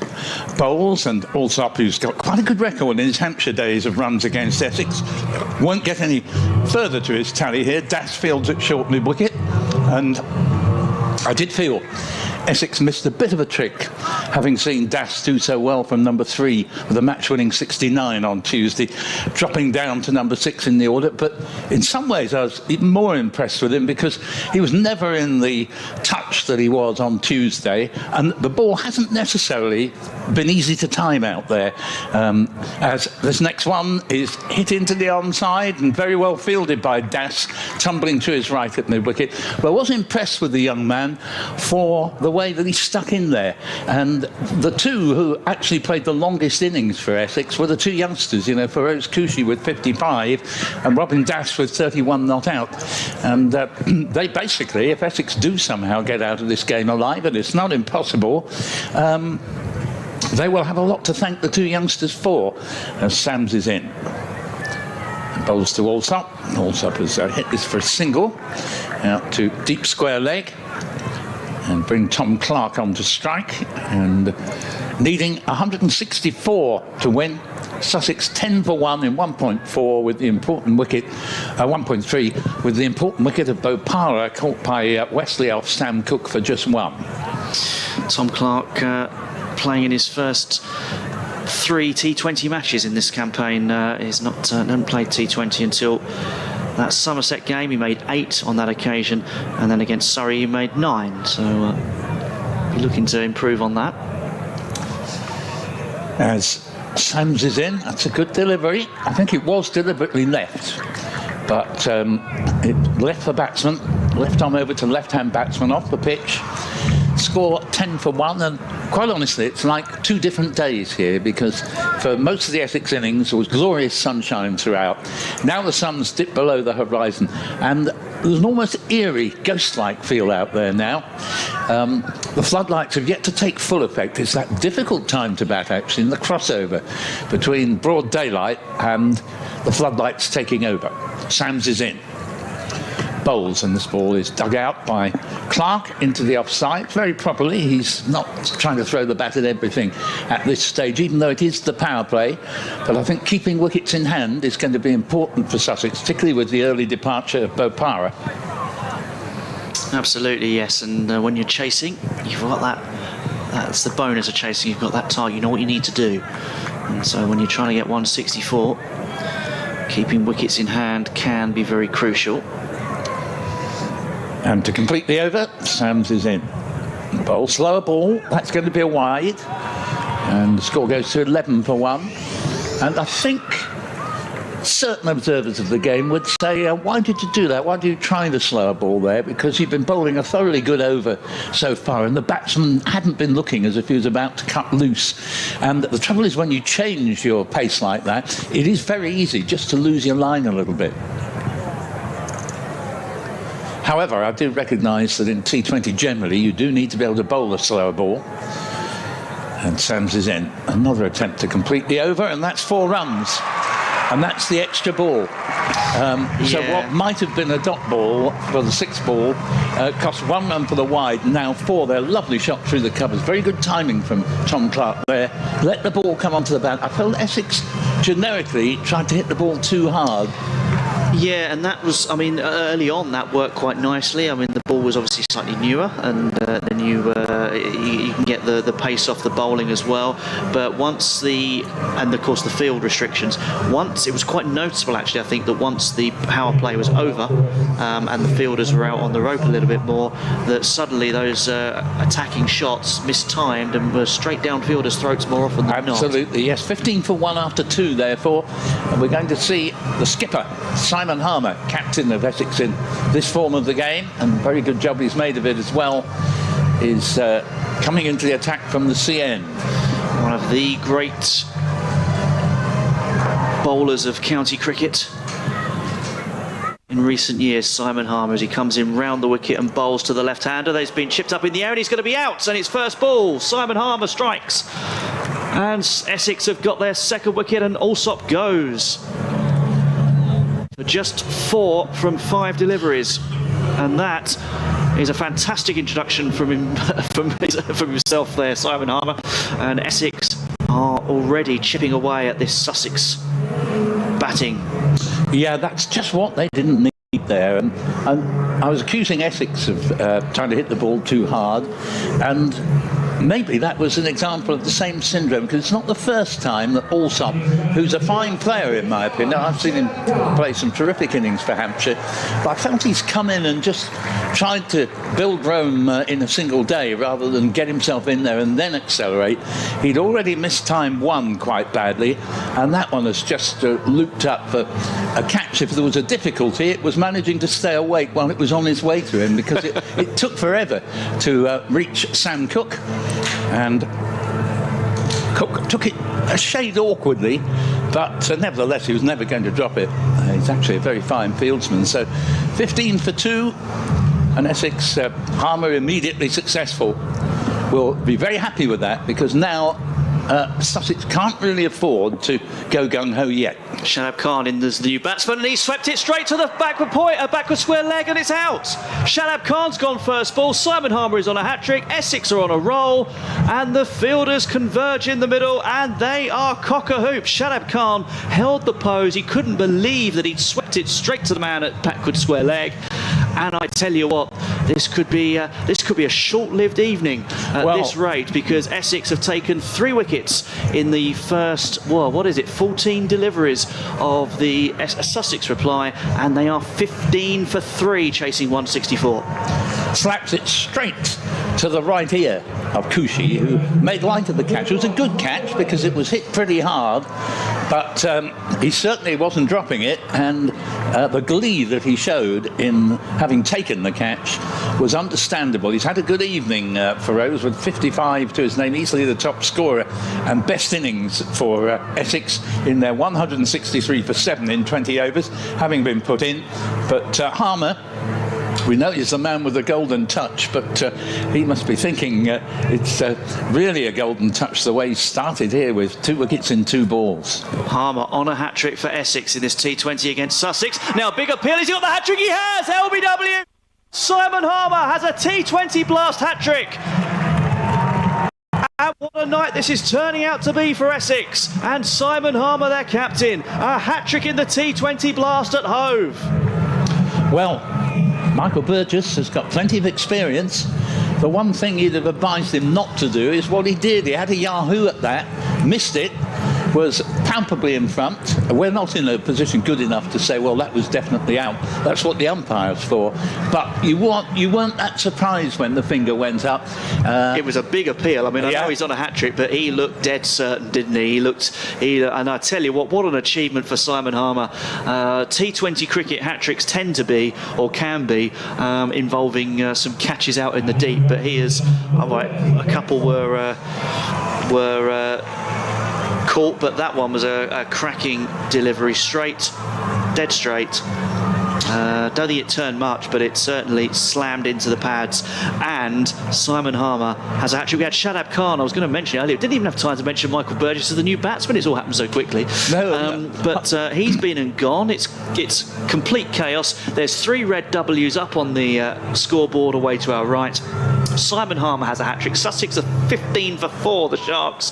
The Sharks were circling earlier. They're sinking badly now as Harmer comes in. Can he get 4 in 4? Well, this time it's worked through mid-wicket. Some ironic cheers from the home fans as there's almost some comical fielding as well, with a shy at the stumps that wasn't collected and then almost overthrows, but the Sussex batsman thought against it. So what have we got? We've got Tom Clark, who's seen the whole thing dismantle around his very ears. He's on 9. Cole's got 1 there. James Cole's just come to the crease, and now there's a big shot over the vacant area, which is 1 bounce for 4, over through sort of wide mid-off, and that's going to be a boundary. Wow, for Clark. So he moves on to 13, and Sussex 20 for 4. It's a long way from here. Harmer comes in and bowls. This time it's been worked away into the leg side for a single. Moves Sussex on to 21 for 4. The Duckworth-Lewis incidentally suggests that, we're not going to have any rain, but it's a good indication of par, and that's talking about 50. Well, Sussex are well short of that. They're 21 for 4 at the end of the 3rd over. So whilst they may be okay rate-wise, they've lost a lot of wickets. 4, in fact. Well, they have, and really, Sussex, I mean, they've got 4 runs off the last ball of the over, and you can't possibly blame the batsman for hitting a 4, but they're certainly continuing to take risks when perhaps they need to bed down a little bit, as Sams is in and bowls from the Cromwell Road end, and they can take a single, and the score to 21 for 4, and we are only in the 4th over, because after 2 overs, Simon Harmer ingeniously took Sam Cook out of the attack, and Cook had already removed Bopara in his then only over. Harmer says, I think I can go better than you, and takes a wicket with each of his first 3 deliveries in the game, and has removed the cream of the Sussex batting order, basically, in just half an over. Sams, in fairly indifferent light, you'd have to say. It's not the easiest of light for the batsman to bat in the crossover between daylight and the floodlights. And this is hit in the air, and 1 bounce to mid-wicket. And when you first saw that ball go in the air there, Andrew, you thought, here's another one, but it actually went to ground quite quickly. It did. It came off the splice, and it went up in the air quickly, but it came down just as quickly. And the mid-wicket was briefly interested. Of course, this is all happening in the power play, so there is only, well, there can be 2 men out on the boundary. I'm looking round. I think there's only 1 at the moment, because they brought a fielder in to add to the pressure. There's a big circle of fielders surrounding the batsman. Sam's bowls, and that again is hit slightly uppishly but safely, and goes out to Paul Walter in the outfield. They get a single, and the score moving along to 22 for 4 in 3.2 overs, with 1 to Coles, 15 to Tom Clark, who's observed the carnage at the other end, basically. Yeah, just the one man outside the circle, I think, and it's the man at deep backward square leg. Sams makes his way in again, and this ball's hit very nicely high into the onside, and that will go away to the mid-wicket boundary for 6. That's a tremendous pick-up, that, and score races along. The ball was a bit slow, the ball before. When I said 22 for 4, which is what it said, it should have been 23, and that will now be 29 for 4. Brilliant pick-up there, I must say, from Tom Clark. Yeah, brilliant shot. It's the longest boundary and the longest point of that boundary as well, I think, on that square leg side. There is a man actually deep point as well, which I didn't see. He was obscured by the seats. Keeps a bit low, the next one, and that may have been a bit of bat, but may just be a leg by. I'm waiting for the signal. It's a leg by, so they get another run. 30 for 4. Better progress in this over for Sussex, and although it's a great start for Essex, with Simon Harmer taking a hat-trick in just the 3rd over, but cricket's such a wonderfully unpredictable game. All it would take is a couple of guys to bed down, and this can all change. But Essex certainly would be disappointed if they didn't win after Harmer hat-trick. This is hit in the air, it's not going to be out. The ball is fielded on the stumble at deep square leg. They get a single and score to 31 for 4. Coles has his 2nd run, or I think perhaps his 3rd run, just waiting for the board to update. But target 164, and we're in the 4th over, 1 ball a bit left, with the score on 30 for 4, 31 for 4. Yes, they've been a bit slow suddenly. They weren't in the Essex innings. Yeah, both these two are playing in their 3rd T20 matches of their career. And Coles and Clark. Conversely, the bowlers, Daniel Sams and Simon Harmer, between them have played more than 275 T20 matches. And this one from Cook is come on to bowl at this end. The C end is wide, and the umpire signals as such. I'll tell you what, though, Paul. Obviously, yeah, you said Essex will be disappointed if they don't win from here, particularly after a Simon Harmer hat-trick. I mean, if Sussex are to win, which is obviously the other alternative, we would be in for some drama. I tell you that much. Oh, very much so, yeah. So you don't want to miss anything. 32 for 4, the Sussex Sharks, on a slight mini recovery, believe it or not, as that one is missed, though. A big bit of a swing, that, from Coles, and he missed it completely. Well, I think we would all have agreed that with Essex not making as many as we thought they were going to after a decent start in the power play, that Essex always knew they had to take wickets to win this game, and boy have they done so far. But job's not done, they've still got to take more. So Cook, who took the first wicket, that of Ravi Bopara, comes in and bowls, and it's that shot, it's almost like a tennis shot, has hit the batsman at the other end. They're going to come back for a single, and that's a little fortunate deflection, actually, because I'm not sure they would have got the single without it deflecting off the non-striker. And Sussex, it actually hit the non-striker's bat. Yeah. So both batsmen have hit that ball, and it was an accident, so nobody's grumbling. If you remember the Test match last year where Jack Leach picked up a wicket with in a similar situation. That one stayed on the ground, though, rather than up in the air, as Cook comes in and bowls, and the batsman tried to, this time it was Coles, tried to come down the pitch to try and make it and turn into a full toss, but he didn't time it, and it was collected out in the offside for no run. Yeah, good Yorker from Cook there, and the batsman in the end just getting the bottom of the bat onto it.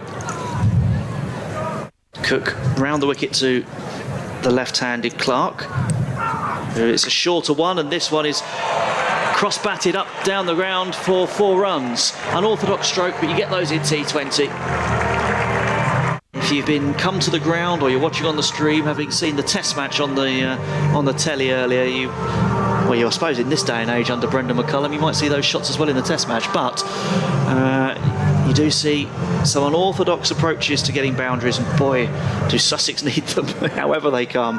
But yeah, almost like a tennis shot, that one, as Cook comes in and bowls, and this time it's been worked away on the leg side, backward a square for a single. 38 for 4, the Sussex Sharks score, as we head towards the end of the 5th over, when I might have otherwise brought in Dick, but he is now enjoying the delights of fish chips. Yes, it's not deliberately planned by us, Andrew, but I hope as soon as Dick's finished, and he's pretty quick, he will gladly give you a chance to go away and get some fish and chips. So we're going to see Sam Cook come in for the final ball of this 5th over. He's bowling now, and it's a good Yorker again, full-length delivery, dug out well though, and it's going to be a quick single taken. So Sussex need the runs any way they can. They finish the 5th over on 39 for 4. The damage done initially by Sam Cook, who took the wicket of the captain Ravi Bopara in the 1st over, and then Simon Harmer 2 overs later took a hat-trick with his first 3 balls of the match. The South African spinner brought himself on as the captain and took 3 wickets in 3 balls. What a fantastic achievement for him. Just to tell you, he took, just in case you're catching up, he took Tom Alsop for 4, and then Shadab Khan and Michael Burgess, 2 really big figures in the Sussex engine room, both first ball. So Sam's will continue from the... In fact, I'm not sure he is going to actually. Cromwell Road End. Just waiting for the scoreboard to update. And this one is hit in the air over mid-wicket. And that's going to produce 1 run. Score to... Snater's come on. Snater it is. Come on, thank you. Shane Snater. Score has moved along. I'm not sure they've put that run up yet. It's no, 40 for 4. 40 for 4. And... What I did like earlier in the Essex innings, Paul, was when it was 1, 2, 3, 4, 5. Yes. That was quite... Always like to see that on the board. Happened the other day during the Essex Island Tour game. And Snater around the wicket to the left-handed Coles, James Coles, and goes out to deep square leg for a single. And score to 41 for 4. We are in the power play still, but only just. This is the final over thereof. And these two, credit to them, are still trying to attack the bowling, which they've got to do. They can't let the score go completely in favour of Essex, but they came in at 15 for 4. Snater's in a bowls, and that's hit back, and technically it was a chance to Snater there. He was probably very wise to take his hands away from the ball. It's hit ferociously back at him. It's 4 runs. But Snater is capable, actually, of catching those, but on this occasion doesn't. And that's 4 more runs to the very impressive Tom Clark, who moves up to 27. Yeah, I tell you what, he's absolutely leathered that one. It would have probably broken a bone or two had Snater decided to go for it. Yeah, I'd have done what Snater did, got my hands out the way. That keeps it a little bit low. They're going for a quick single to Harmer, mid-on, and Harmer actually hits the batsman, not intentionally. He threw the ball into the ground, it bounced up. The batsman shows no reaction at all, and I think he's calling for a new bat, having said that, Tom Clark. But I have to say I've been impressed with him. I've not really seen much of him before, but that 6 that he hit was beautifully picked up, and it's 46 for 4. Yes, it was a bit of an odd... Simon Harmer's throw was well after the batsman was in anyway, so it was applying the pressure. Bowls, and this ball's gone in the air. It clears the man on the infield at mid-wicket, and quick as a flash, they are back for a second run there, to the credit of James Coles, who moves along to 13, and that brings up the Sussex 50 for 4 in the final over of the power play. And they've actually done well to reach this position once you take into account that after 2.3 overs they were 15 for 4. Absolutely. Just see the final ball. Snater's in, bowls, bouncer, just waiting to see if the umpire is going to penalise the bowler. There it does, given it as a wide. The umpire at square leg indicated... Oh no, in fact, no ball. He's going for a free hit. Well, yes. Might be... Was it a no ball as well? And Well, I think the board will move up by 2 for the no ball. Yep, it is. So it's a no ball as well, but it was it might have been overstepping. Yeah, I think because it was an overhead wide, but yes, it was definitely an overhead wide that was signalled by the square leg umpire. They're now discussing it with each other, the two umpires, because I think they're wired for sound, aren't they, the pair of them? So they don't have to converge and meet somewhere. They're discussing it. So what's going to happen here? The two umpires have had a chat, and the batsman's now going to have a word with the non-striker. Is going to have a word with the umpire. No free hit. So it is just the overhead wide. So Snater's in the bowls, and that's very well taken by Rossington, who claims the catch, but the umpire will have nothing to do with that. I don't think for a moment the batsman hit it. Now, we haven't had the run for the wide up on the board yet, because the 50 had come up off the previous ball. Yes, you're right. It got a little bit confusing because the umpire signalled an overhead wide, but of course it's only. So I think what the situation was is he's given the no ball, I suppose, for the overhead wide, but of course that doesn't instigate a free hit. That's only on overstepping. Now, if you'd like to take advantage of Dick having finished his chips, he will take over your seat. I told you he was pretty quick. He's not too bad, is he? No. Right, I shall leave you in the hands of Dick Davis as Paul continues. In fairness to myself, Dick has more teeth left than I had, as Harmer is up from the CM bowls, and that, I think it could have been caught at short mid-wicket there, and they're thinking of coming back for a second. Sam Cook, the fielder, normally very safe pair of hands, but on that occasion just let the ball spill through his hands. It was low, so it was not easy, but score, I'm not happy whether this scoreboard is correct, because for me, before that no ball incident, the score was 50. They've allowed nothing for whatever the decision finally was from the umpires on that.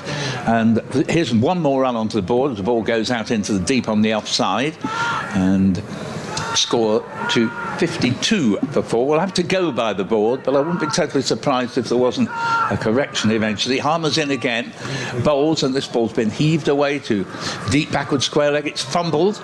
They think about a second, but they just weren't quite on their toes enough as that ball was fumbled. They'd assumed that the ball would be fielded properly by Cushy, and it's 53 for 4, and very well done, Dick. I don't know if I've given you time to finish off the last scratch or bring you in after this ball, as Harmer's in at bowls, and that's hit in the air, but it was a bump ball.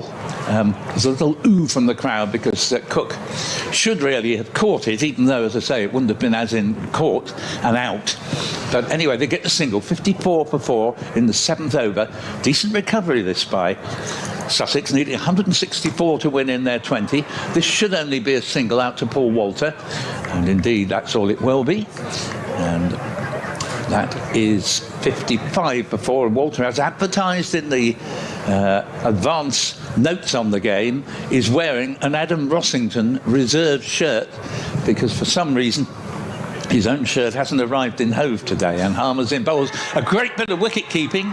Looked out to me, but not out, says the umpire. When I say that, from the point of view, he seemed to have left his ground at the moment the bails were removed. But I can assure you it's not a case of bias. I'd say the same if it were an Essex batsman. In fact, Andrew has very courageously come to my aid here, as Dick's trying to lay one on me by sort of saying, how can you say that? Anyway, the umpire is the only arbiter that matters, and the score is 55 for 4. We've now had 7 overs, and Sussex need 109 off 13, and we could have, even despite that Harmer hat-trick, an exciting finish. Oh yes, we could. Yes, I missed all the fun while I was standing in the queue for my fish and chips. I was astonished when I looked up to see 4 wickets had gone. No, I'm sorry, I didn't realise that wasn't meant to be amusing, but to pass judgment from 60 or 70 yards away when we're almost straight behind the bowler's arm on the stumping is courageous, if nothing else. Phenomenal eyesight, Dick. Phenomenal eyesight. Yes. Right. Okay. So that's just worked away on the onside for a single. Now they think about a second, but it's not there. Critchley bowling. Leg spinners. Does a pretty good job, actually, with his slow bowling. He never a bad night on Tuesday. He certainly gives it a good rip. Yep, it looks easy, but he isn't. No, moves in now and bowls. Loud appeal for LBW, and he's got his man. And Sussex are 56 for 5. I hate to say this, Dick, but I could see the umpire was smarting after I'd suggested that he may have made a mistake in the previous over. But, for once I've timed the comment well, because I was just saying, Critchley looks easy but isn't. And the batsman has just proved the point, really. He went after it, missed it, and the umpire's finger was up in a flash. Yes. Well, I think word had got to the umpire that via our commentary, you had expressed the view that was out, and he thought, oh, well, the next opportunity, I better make up for it then. Tom Clark, I have to say I was impressed with him, and that's a big blow for Sussex. Yeah, it's a big wicket for Essex as well. So 5 down for 56. And so the wickets, as I say, I'm not in a position to to talk about what happened earlier on, because I was standing in the queue when all the first 4 wickets went, and so they went at 2 for the first ball, the first over, then 15, 15 and 15 off the first, second and third deliveries of Harmer's first over and the third of the innings as Critchley moves in and bowls. Oh, and that's drilled back hard at the bowler, and there again, a little bit like Slater did, discretion being the better part of valour, chose to get out of the way rather than in the way. It's Garton who's come to the stumps, left-handed batsman. Critchley bowls to him now, and he nudges that down to third man. Well, no, it's not. It's more or less square on the offside for a single. Good cricket that from Garton. Came in and hit the first ball like a tracer bullet. Yes. I'm totally with Critchley to take his hands out of the way and then just single off the next. Yeah, well, that's a miscue, the like of which we saw many in the Essex innings, trying to drive it through the covers, got a thick inside half of the bat, and it finished up going out on the leg side for a single.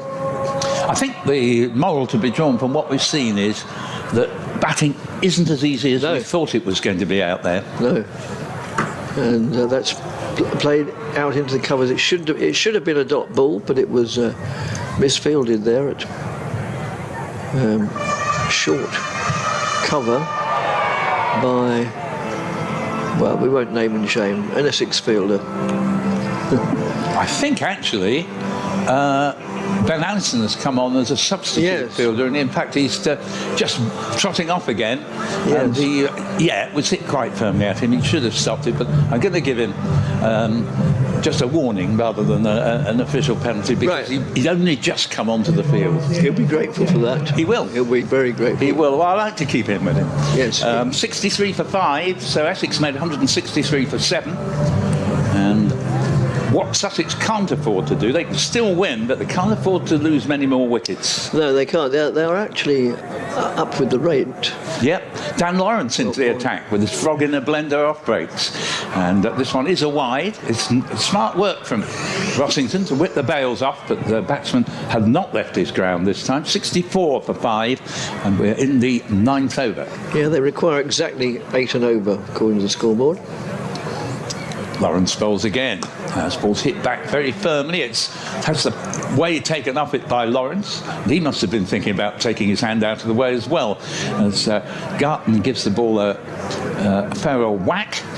He has 7. There are 16 to James Cole. 65 for 5. And 8.1 overs gone. There have been 2 balls in the over, but one, of course, was a wide. So still 5 balls to be delivered. And Lawrence from the CN bowls, and this ball is hit out to wide long off. Can Harmer prevent a second run? He can, and has a good throw on him and picked it up cleanly. And 66 for 5 in 8.2. First few clouds in the sky all afternoon down here. Nothing threatening as Lawrence is in. Bowls, it's hit back, brilliantly caught the bowl. The batsman cannot believe it. And that is the end of George Garton, who absolutely smashed it back. And unlike Snater, and just trying to think think it was Critchley. Critchley, yeah. Who both got their hands out of the way of viciously hit balls. Lawrence had already stopped one, and I thought, well, he might learn a lesson there, but he didn't. He brilliantly caught that. You have to hand it to the man. That was a sensational return catch. And the Devil's number, whisper it quietly, the Devil's number is up on the board, 66 for 6. Indeed. And we don't have the benefit of a TV screen in the studio to watch the live stream, but those who are watching our live stream, no doubt that's being replayed once or twice now, so you can fully appreciate the either it was the courage of Dan Lawrence, or he wasn't quick enough to get out of the way. He pays your money, he takes your choice, but whichever it is, the net result is that Sussex are 66 for 6. And Dan Lawrence loves his bowling. Sometimes he can be a bit grumpy if you interview him after a game about his batting, but with his bowling, it brings a smile to his face. A bit like Ravi, who always loved his bowling. Here is Lawrence in and bowls. Appeal for LBW. Oh. It's not going to be given out as the batsman went on the reverse sweep. The umpire just sort of twitched his right arm then to give hope, and then he said, no, it's just... Yes, he thought, I'll give those commentators something to keep them on their toes. Yeah. Finn Hudson-Prentice, by the way, is the new man. James Coles is still there on 17 not outs of 16 deliveries. And next ball, nice off drive, straight out of the MCC coaching manual, but goes straight to Harmer on the long off boundary, and they get a single, 67 for 6. But after making a pretty decent recovery from that hat-trick from Harmer when 4 were down, these last 2 wickets are going to hurt Sussex, I fear, from their point of view, because they still need another 97 to win, and there's now only 4 wickets left. We're in the 9th over, which Lawrence comes in to complete. And this will bring at least 1 run onto the board. Walter has to run round. They may take a second, and they are going to. And that's a good decision, because Walter's left arm, so he had to run round the ball before he could throw it, and he lost his footing in the process. Hasn't been his evening, poor Walter, because he was out first ball. And at the end of that over, Sussex, in 9 overs, needing 164 to win, are 69 for 6, with James Coles on 16 and Finn Hudson-Prentice just underway with a single. So as consolation for the Sussex team, and indeed the Sussex supporters who are here and listening, they are more or less up with the run rate. So all is not lost by a long way, but then we know it's not lost. The game's never over until the... well, I don't think you can use the normal phrase nowadays, as Critchley moves in and bowls, has worked away backward of square on the onside. A lot of things that once upon a time were considered mildly amusing are now not considered amusing. But, tell me about it. Yeah. So you know what I mean, it's not over until it's over. No, 70 for 6 on the board. As short of a length there, and it hurried through and outside the off stump.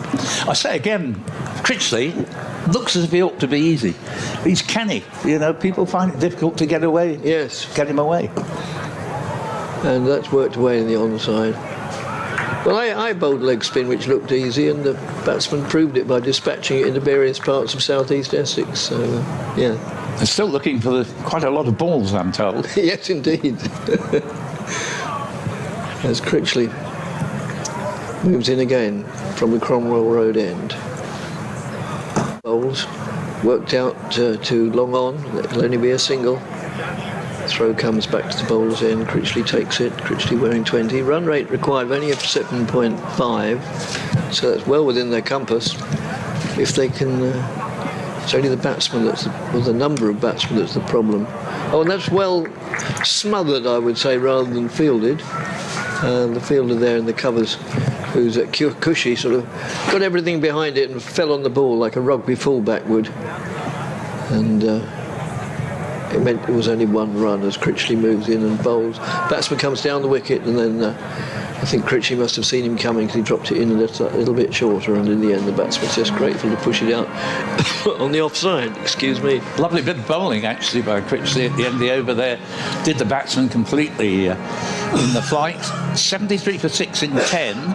Now that's only 16 runs shy of what Essex were at halfway, which was 89 for 4, when Essex had just lost 2 wickets in 2 balls. But with the big difference, these extra 2 wickets that have fallen, and somebody's got to bat tremendously well in the lower order, not only to bat tremendously well, but to stay there for most of the remaining 10 overs, is Paul Walter, who hardly got a bowl for Essex until the 100 last season. He was remarkably successful and not only took a lot of wickets, but proved difficult to get away as well. He had a thoroughly good tournament in the 100, and he was only in it as a sort of call-up for a replacement. Did himself proud, although he was injured in the last game he played in. Here he is, that's his first ball, and he goes over the top of the stumps. Batsman through with the shot before the ball arrived, and in 10.1, needing 164 to win, Sussex 73 for 6. Yes, Paul Walter's a deceptive bowler in as much as with his natural physique, what do you say, 6'7" or something like that? Yep. You'd expect him to be a yard quicker than he is.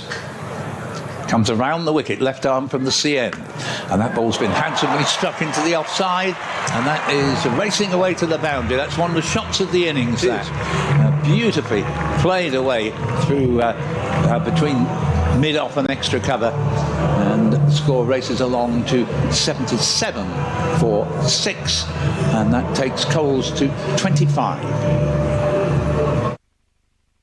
And Hudson Prentice just 3, but he's not facing. Walter in and bowls to Coles and digs a Yorker out, single to mid-wicket. They do the right thing and run the first one quickly, but actually it's very difficult to get second runs on this ground, particularly anywhere square with the wicket either side, because the boundaries are short, and it's 78 for 6 in 10.3. Yes. Hasn't been Paul Walter's evening so far, but here he is with his 4th delivery of this over. Bowls that short, it's hit a long way in the air, but it's going to land perfectly safely. He should be able to come back for a second here, and that will take the score to 80 for 6 in 10.4. 2 more runs, this time to Hudson Prentice, who moves along to 5. Walter with the sort of gloaming effect has gone now. The floodlights have completely taken over, and it's actually much easier to see as Walter's end bowls, and this ball not where the batsman was aiming, but a one-handed shot has gone in the air safely past the square leg umpire. Cushy is in from the boundary to keep it to a single, and Sussex advanced to 81 for 6 in 10.5, target 164. So their problem is that they haven't quite reached the halfway stage of the run chase yet. They're very nearly, but they have lost more than half their wickets. Yes. Walter is into completely over here. Bowls to Coles, and that's a wide. Poor delivery, 82 for 6. And now Sussex are exactly halfway to their target of 164. Sensational hat-trick for Harmer, who after Cook had removed Bopara in the very first over, tamely holding out to Wesley at short third man for 1. Harmer then, with his first 3 balls of the evening, got a hat-trick in the 3rd over only, and this next ball is played out to deep extra cover, and Snater fields single. And, not the best of overs from Walter, not a disaster or anything, but it's not really been his evening so far. 11 overs gone, 83 for 6 on the board, Coles 27, Hudson Prentice 6, and then Sussex had only lost, shall we say, 4 wickets here. You would say they've got every chance of winning. They've still got a chance. Oh yes, they have. But the likes of Cook and Sams and Harmer have all got 2 more overs up their respective sleeves. Harmer's going to switch to the Cromwell Road end for the next over. So the South African already has 3 for 11 in 2 overs to his name as he moves in now right arm over the wicket, and that's, well, it finishes up going to square leg for a single, but I think he was adopting a reverse sweep stance and then made a bit of a mess of it, but got away with it. Yeah, caught in 2 minds. Yeah, at least. Didn't pay the penalty. As Harmer moves in again. Little's batsman backs away, and it goes through the misfield at wide, but very straight. Fine leg. Yeah, Sam Cook, I'm afraid, normally you can put your house on him. Fielding very well. It's not his first mistake in the field either. He's just not quite on his game. He did prove very expensive in the Gloucestershire game 2 days ago, which is totally unlike him. He went for 45 in just 3 overs, and he's a man who quite rightly has a reputation not only for taking lots of wickets, but keeping the runs down. Yes, Harmer to Coles. Appeal for LBW against the batsman, but doesn't meet with the approval of the umpire. It bounces off for a leg by. Yeah, I think Harmer fancied that one, but not so. And 88 for 6, needing 164. We're halfway through the 12th over.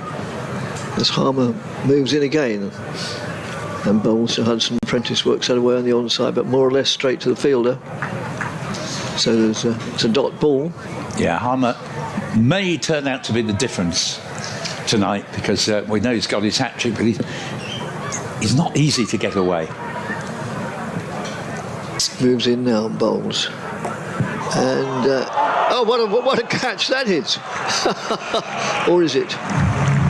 Yes, it is. A brilliant catch. You can think of any superlative you like, but it might not be good enough. But that was diving away to the fielder's right-hand side. Tom Wesley. Yep, low down. A la all the best goalkeepers, and whereas they're usually looking to sort of parry it round the post, Tom Wesley held on to it.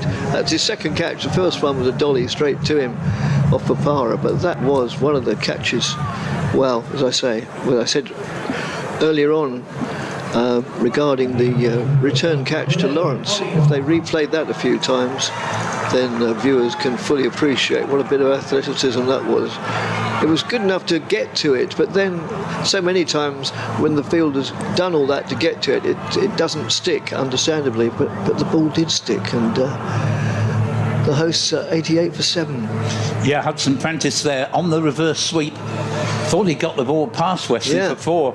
Brilliantly caught, literally millimetres off the ground. Yeah, brings Carter to the wicket, who just pushes forward, and he's picked up a single. They'll look for a second, but as has happened so many times in both innings, ball gets to the outfield so quickly that you set off with the best of intentions thinking we could get 2 here, and they don't. They just get the 1. So end of the over, and Harmer picks up yet another wicket, mainly with due respect to Harmer, thanks to a brilliant bit of fielding, and quite an extraordinary piece of fielding that was. But he's so good at working a batsman over in a way that they get frustrated because they can't get him away, so they play a risky shot which could easily have brought 4 runs, but a great bit of fielding. You couldn't say all the Essex fielding have been outstanding, but 2 or 3 key bits have been. It's going to be Dan Lawrence back in the attack at the sea end as Harmer alternates his bowlers with great dexterity as this ball is flicked round the corner for just a single. In fact, just waiting to see that there was a bit of bat on that, and there was, and the score goes to 90 for 7 in 12.1. But Simon Harmer has really rotated his bowlers to the limit really here. He's used 3 spinners, himself, Critchley and this man Dan Lawrence, and all of them have got a wicket. In Harmer's case, 4 of them. And ball played out to deep mid-wicket for a single. Score moves along to 91 for 7 in 12.2. So 6 of the 7 wickets have gone to the spinners. The odd one out was Bopara in the first over to Sam Cook. Lawrence sees the ball played a tad uppishly, but not to matter at all, down to his lordship, Simon Harmer, at long off for a single. And 92 for 7 in 12.3, target 164. Lawrence is in, bowls to Coles, who's played pretty well here. Inexperienced player, showing that he knows how to battle, to get a single out to deep mid-wicket, and making it 93 for 7 in 12.4. Coles by now is almost the top scorer. Only Tom Clark ahead of him, who was out for 31. He's 30 not out. Meanwhile, The next ball is swept away by Carter for a single, down to deep backward square leg for Kushi, and score 94 for 7 in 12.5. Pretty much single off every ball in this over, but Essex won't mind that if that were to continue to be the case, as Lawrence is involved. It's smacked back past the bowler for 4.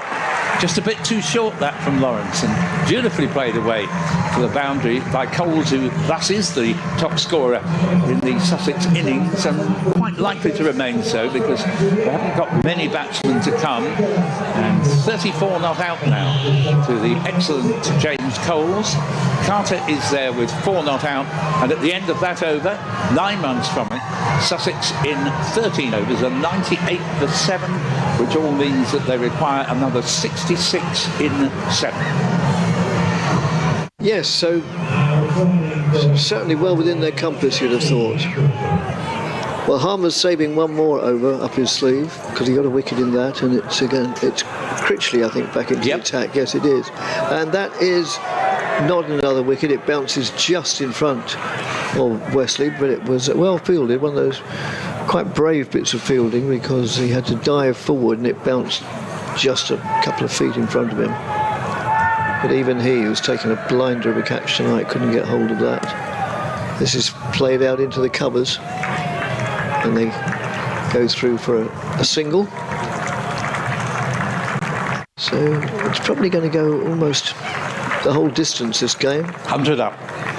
100 up as Critchley moves in, and that's lofted hard, high and handsomely for 4 runs. Bounced a couple of times, then over the boundary, just to the leg side of straight, so that it bounced into the boundary boards just in front of the sight screen, the black sight screen, away on the northern side of the ground. 60 needed from 40 deliveries. Critchley in, and this time it's played out to long off for a single. A nice ebb and flow, because every time you think that Essex have now taken too many wickets for Sussex, they come back again. They certainly do. That's gone hard, high, and should be out, and is. Caught at the deep, long-on boundary, and is that Carter or Coles? It's Coles who's out, isn't it?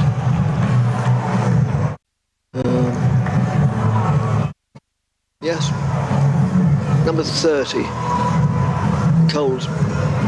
Yeah. Confirmed by Andrews, thank you. So that was really the wicket that Essex, if not desperately wanted, urgently wanted.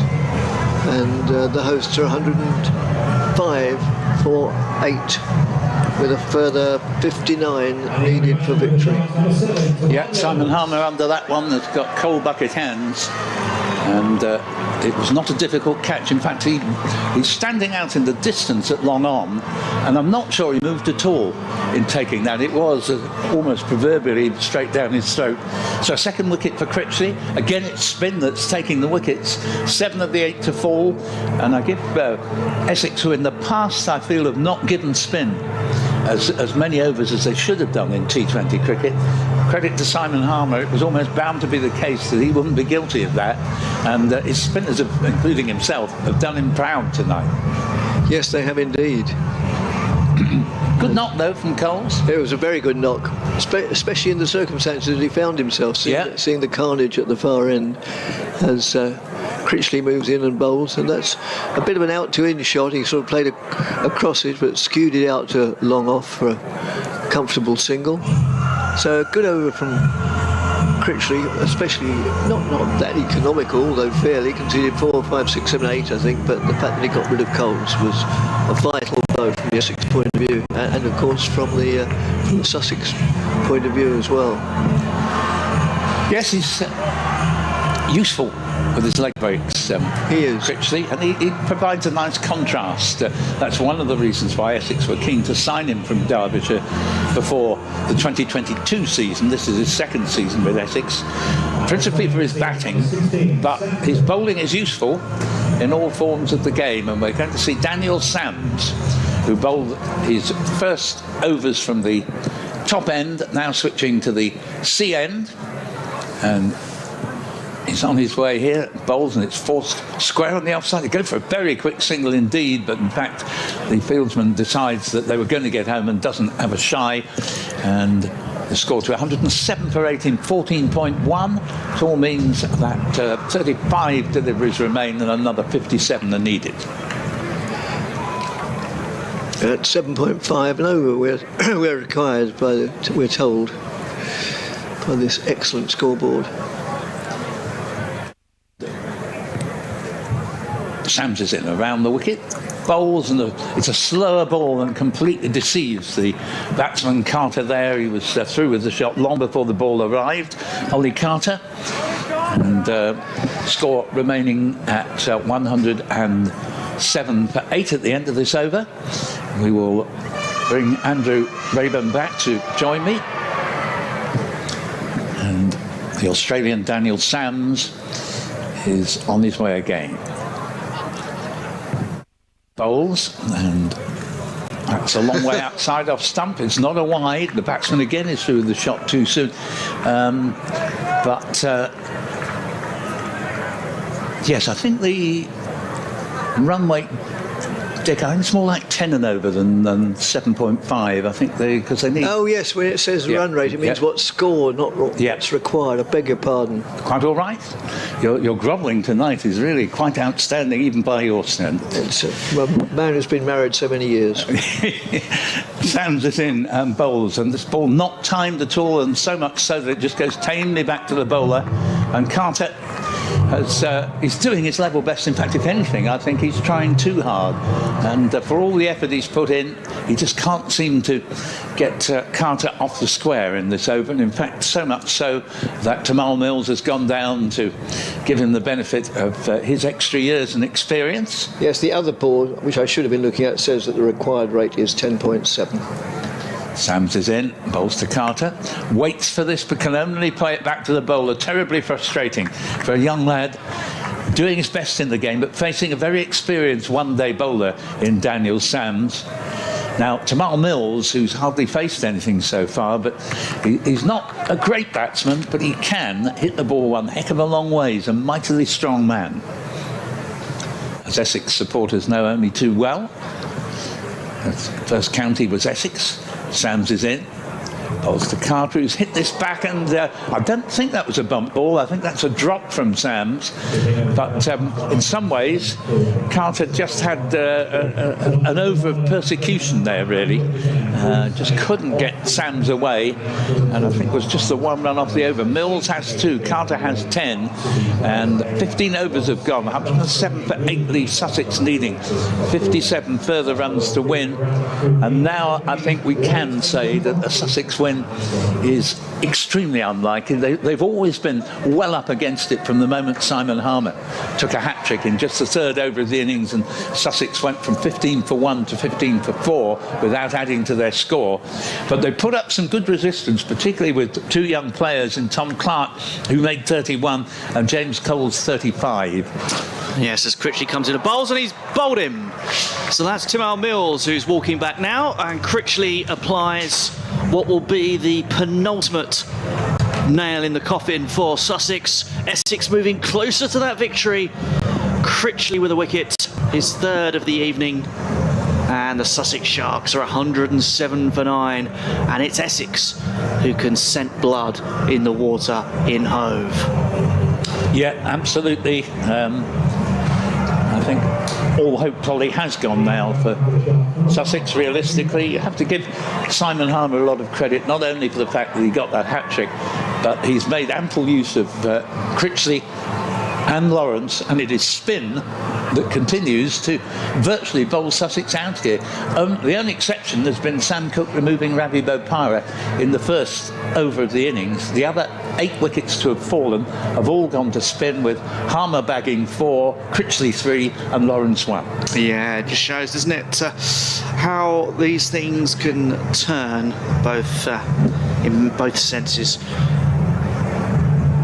And it's going to be Critchley to bowl now to Henry Croker, who's come out the last man for Sussex. Essex closing in on victory in the T20 at Hove, and that one keeps a little low, and Crocombe can only defend it. I think he's rehearsing a couple of shots, Henry Crocombe, which is game of him, as Critchley comes in and bowls, and Crocombe gets a leading edge on that one. They're going to come through for a single, a shy at the stumps at the bowler's end, and they're safely home. So Sussex 108 for 9, needing a token gesture now of 164. Yes, they need 56 to win, and they're going to be well short, as that one is played up towards long off by Carter for a single.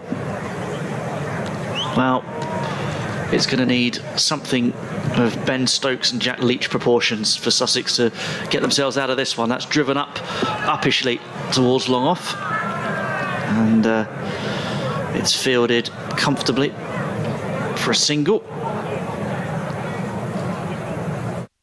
So they're getting them in singles at the moment, but they need a lot more than that. Now that's been swung up high in the air. This could be 6 or out. It's 6. As the clouds and the skies above Hove darken, there is still some cheer in the home crowd as that one goes for 6. The big smite from Carter. I'm pleased for him because he had a tortuous time in the previous over from Daniel Sams. Just couldn't really lay bat on ball meaningfully, but he'd already hit a good 4 earlier in his innings, and he got hold of that very well indeed to move up to 17. He's of diminutive stature, but he can still hit a cricket ball well enough. And so 16 overs completed, 164 the target, 116 for 9, leaves Sussex apparently with an impossible task of getting 48 off 4. It wouldn't be impossible if they'd 3 or 4 more wickets in hand, let it be said. But Harmer still has an over left. I think he might be fancying a 5 for here as he comes in from the CN bowls. He won't get it there, it's a wide.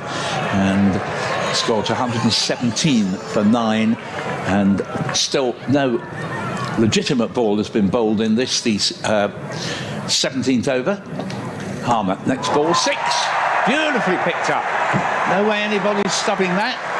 There is life in Sussex yet. Can they pull up a sensational victory? Well, I suspect not, but good to see them fighting all the way. Henry Crocombe moves up to 7, and he hit that to the manor born, 123 for 9.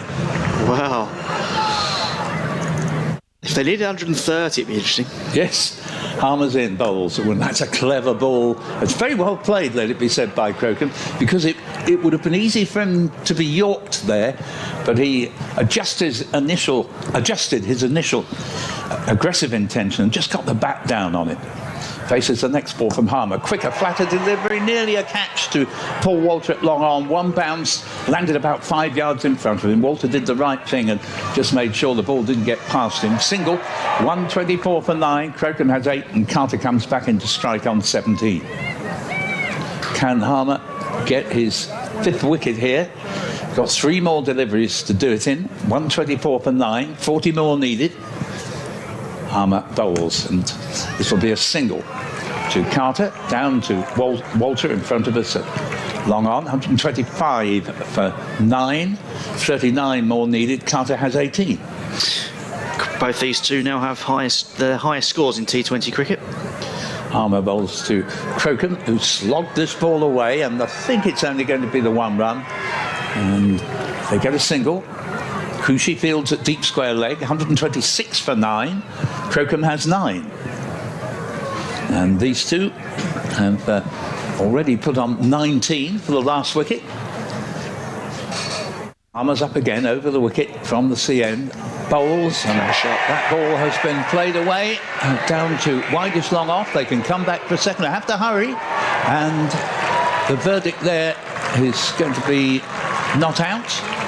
And that completes Harmer's stint, so he will not manage to complete a 5-wicket haul, but I don't suppose that will concern him there. And at the end of it, Sussex are 128 for 9, needing a further 36 to win off 18 deliveries. 17 overs gone. Carter 20, Crocombe 9. Well, you only need to do it in 6 hits, don't you? Yeah. It's a easy. cake. It's easy from here. So Ollie Carter's 18 not out, and 20 not out now, and Crocombe 9 not out. Their highest contributions in their fledgling T20 careers. 10 previous matches, Crocombe had only got 2 as the highest score, and now in comes Cook, and Crocombe's played that away comfortably. They're going to draw. They thought about a second run on the ever so slight misfield, but that was always a risk.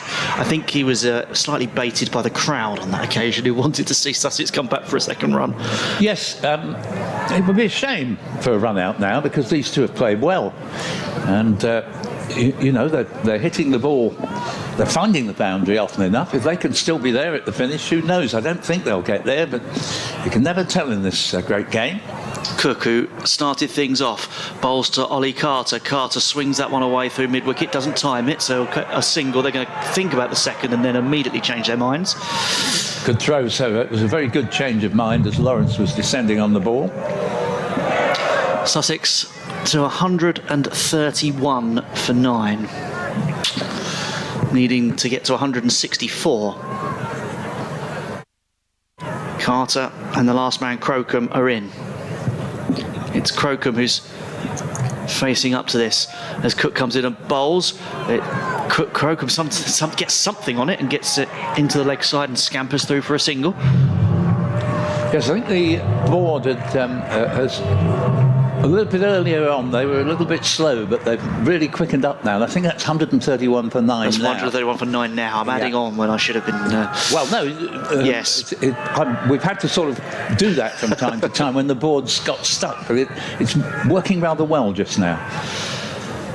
Cook from the... an attempt to sort of switch it sort of thing from Carter.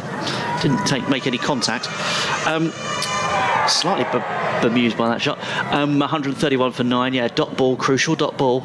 Yeah, it was a sort of reverse pull, but the ball was too full for the shot. Sometimes you can look back and say, well, if you just played the conventional shot there, you'd have got at least a single. Yeah, he might have been able to just whip it away off his toes. As Cook comes in now and bowls to Carter. Essex needing 1 for victory. That one's got a bit of a bottom edge of the bat on it down the ground. It's going to be 1 bounce for 4. He did well, because as you say, he didn't middle it, but it was very nearly 6. Strains of Tom Hark ring around the county ground at Hove. In spite of that nightmare over he had facing Daniel Sands, apart from that, he's played very, very well, Ollie Carter. He has. He's facing Cook at the other end now, and he bowls, and that's done. He tried to whip that away, but it's beaten him, and it will be no run taken by Rossington. And at the end of that over, Sussex are 135 for 9, and they need to reach 164, so they need 29 to win. Well, it's a tall order, but they've certainly made a decent fist of it, given where they were earlier in the piece, which was, well behind, weren't they? 15 for 4? Yep. No, I mean, Carter's got 25, Crocombe 11. They've put on 28 together for the last wicket, and they've restored a bit of Sussex pride, because had the 10th wicket gone down straight away, then it would have been a bit of a collapse at the finish. So well done for the fight shown by this last wicket partnership. The crowd, meanwhile, are enjoying this riposte. Daniel Sands will bowl the penultimate over of the match. From the sea end, the left arm round the wicket. They get a single off the first ball as Crocombe plays the ball out to backward point. And Robin Dass does the fielding. Dass, who's 31 not out, was very important for Essex, actually, because apart from Kush's excellent 55, not many of the other batsmen made any significant impression. Batting, I don't think, has been as easy out there tonight as certainly I thought it was going to be. It looked such good conditions for batsmen. As Sams comes into bowl again, and that could be a catch, it could be a 6, and in the end it's neither, because Harmer races round the boundary, can't get there in time to make the catch, doesn't actually pick the ball up cleanly, but does enough to keep the scoring down to 2. And I think we've got to that stage of a bit of Mexican wave going on in the more distant part of the ground. 138 for 9, 26 more are needed from 10 deliveries. Carter moves on to 27 with that 2. Here he is now facing Sams again, and that's he backs away and doesn't do himself any favours there, because it may have looked to the crowd as though it was a wide, but in fact he stepped outside leg stump, and that's why he couldn't reach it. It wasn't a wide, and then Sussex continue to be 138 for 9, and now they need 26 off 9 deliveries.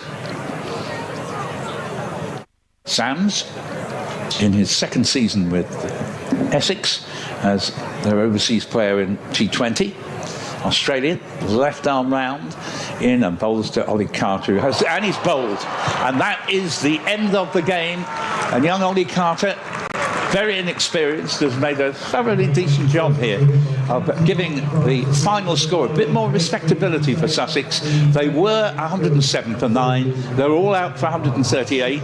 Carter with 27 and Crocombe 12 have put on 31 for the last wicket, and that's getting on for the highest partnership of the innings. However, Essex, who made 163 for 7 in their 20 overs, having been put into bat, Essex have made it 2 wins in 2 and won by 25 runs. Yeah, just too much of a tall order for the Sharks in the end after that hat-trick for Simon Harmer, which decimated their middle order. They needed contributions from the likes of Tom Alsop, Shadab Khan and Michael Burgess, but they were sent back to the dugout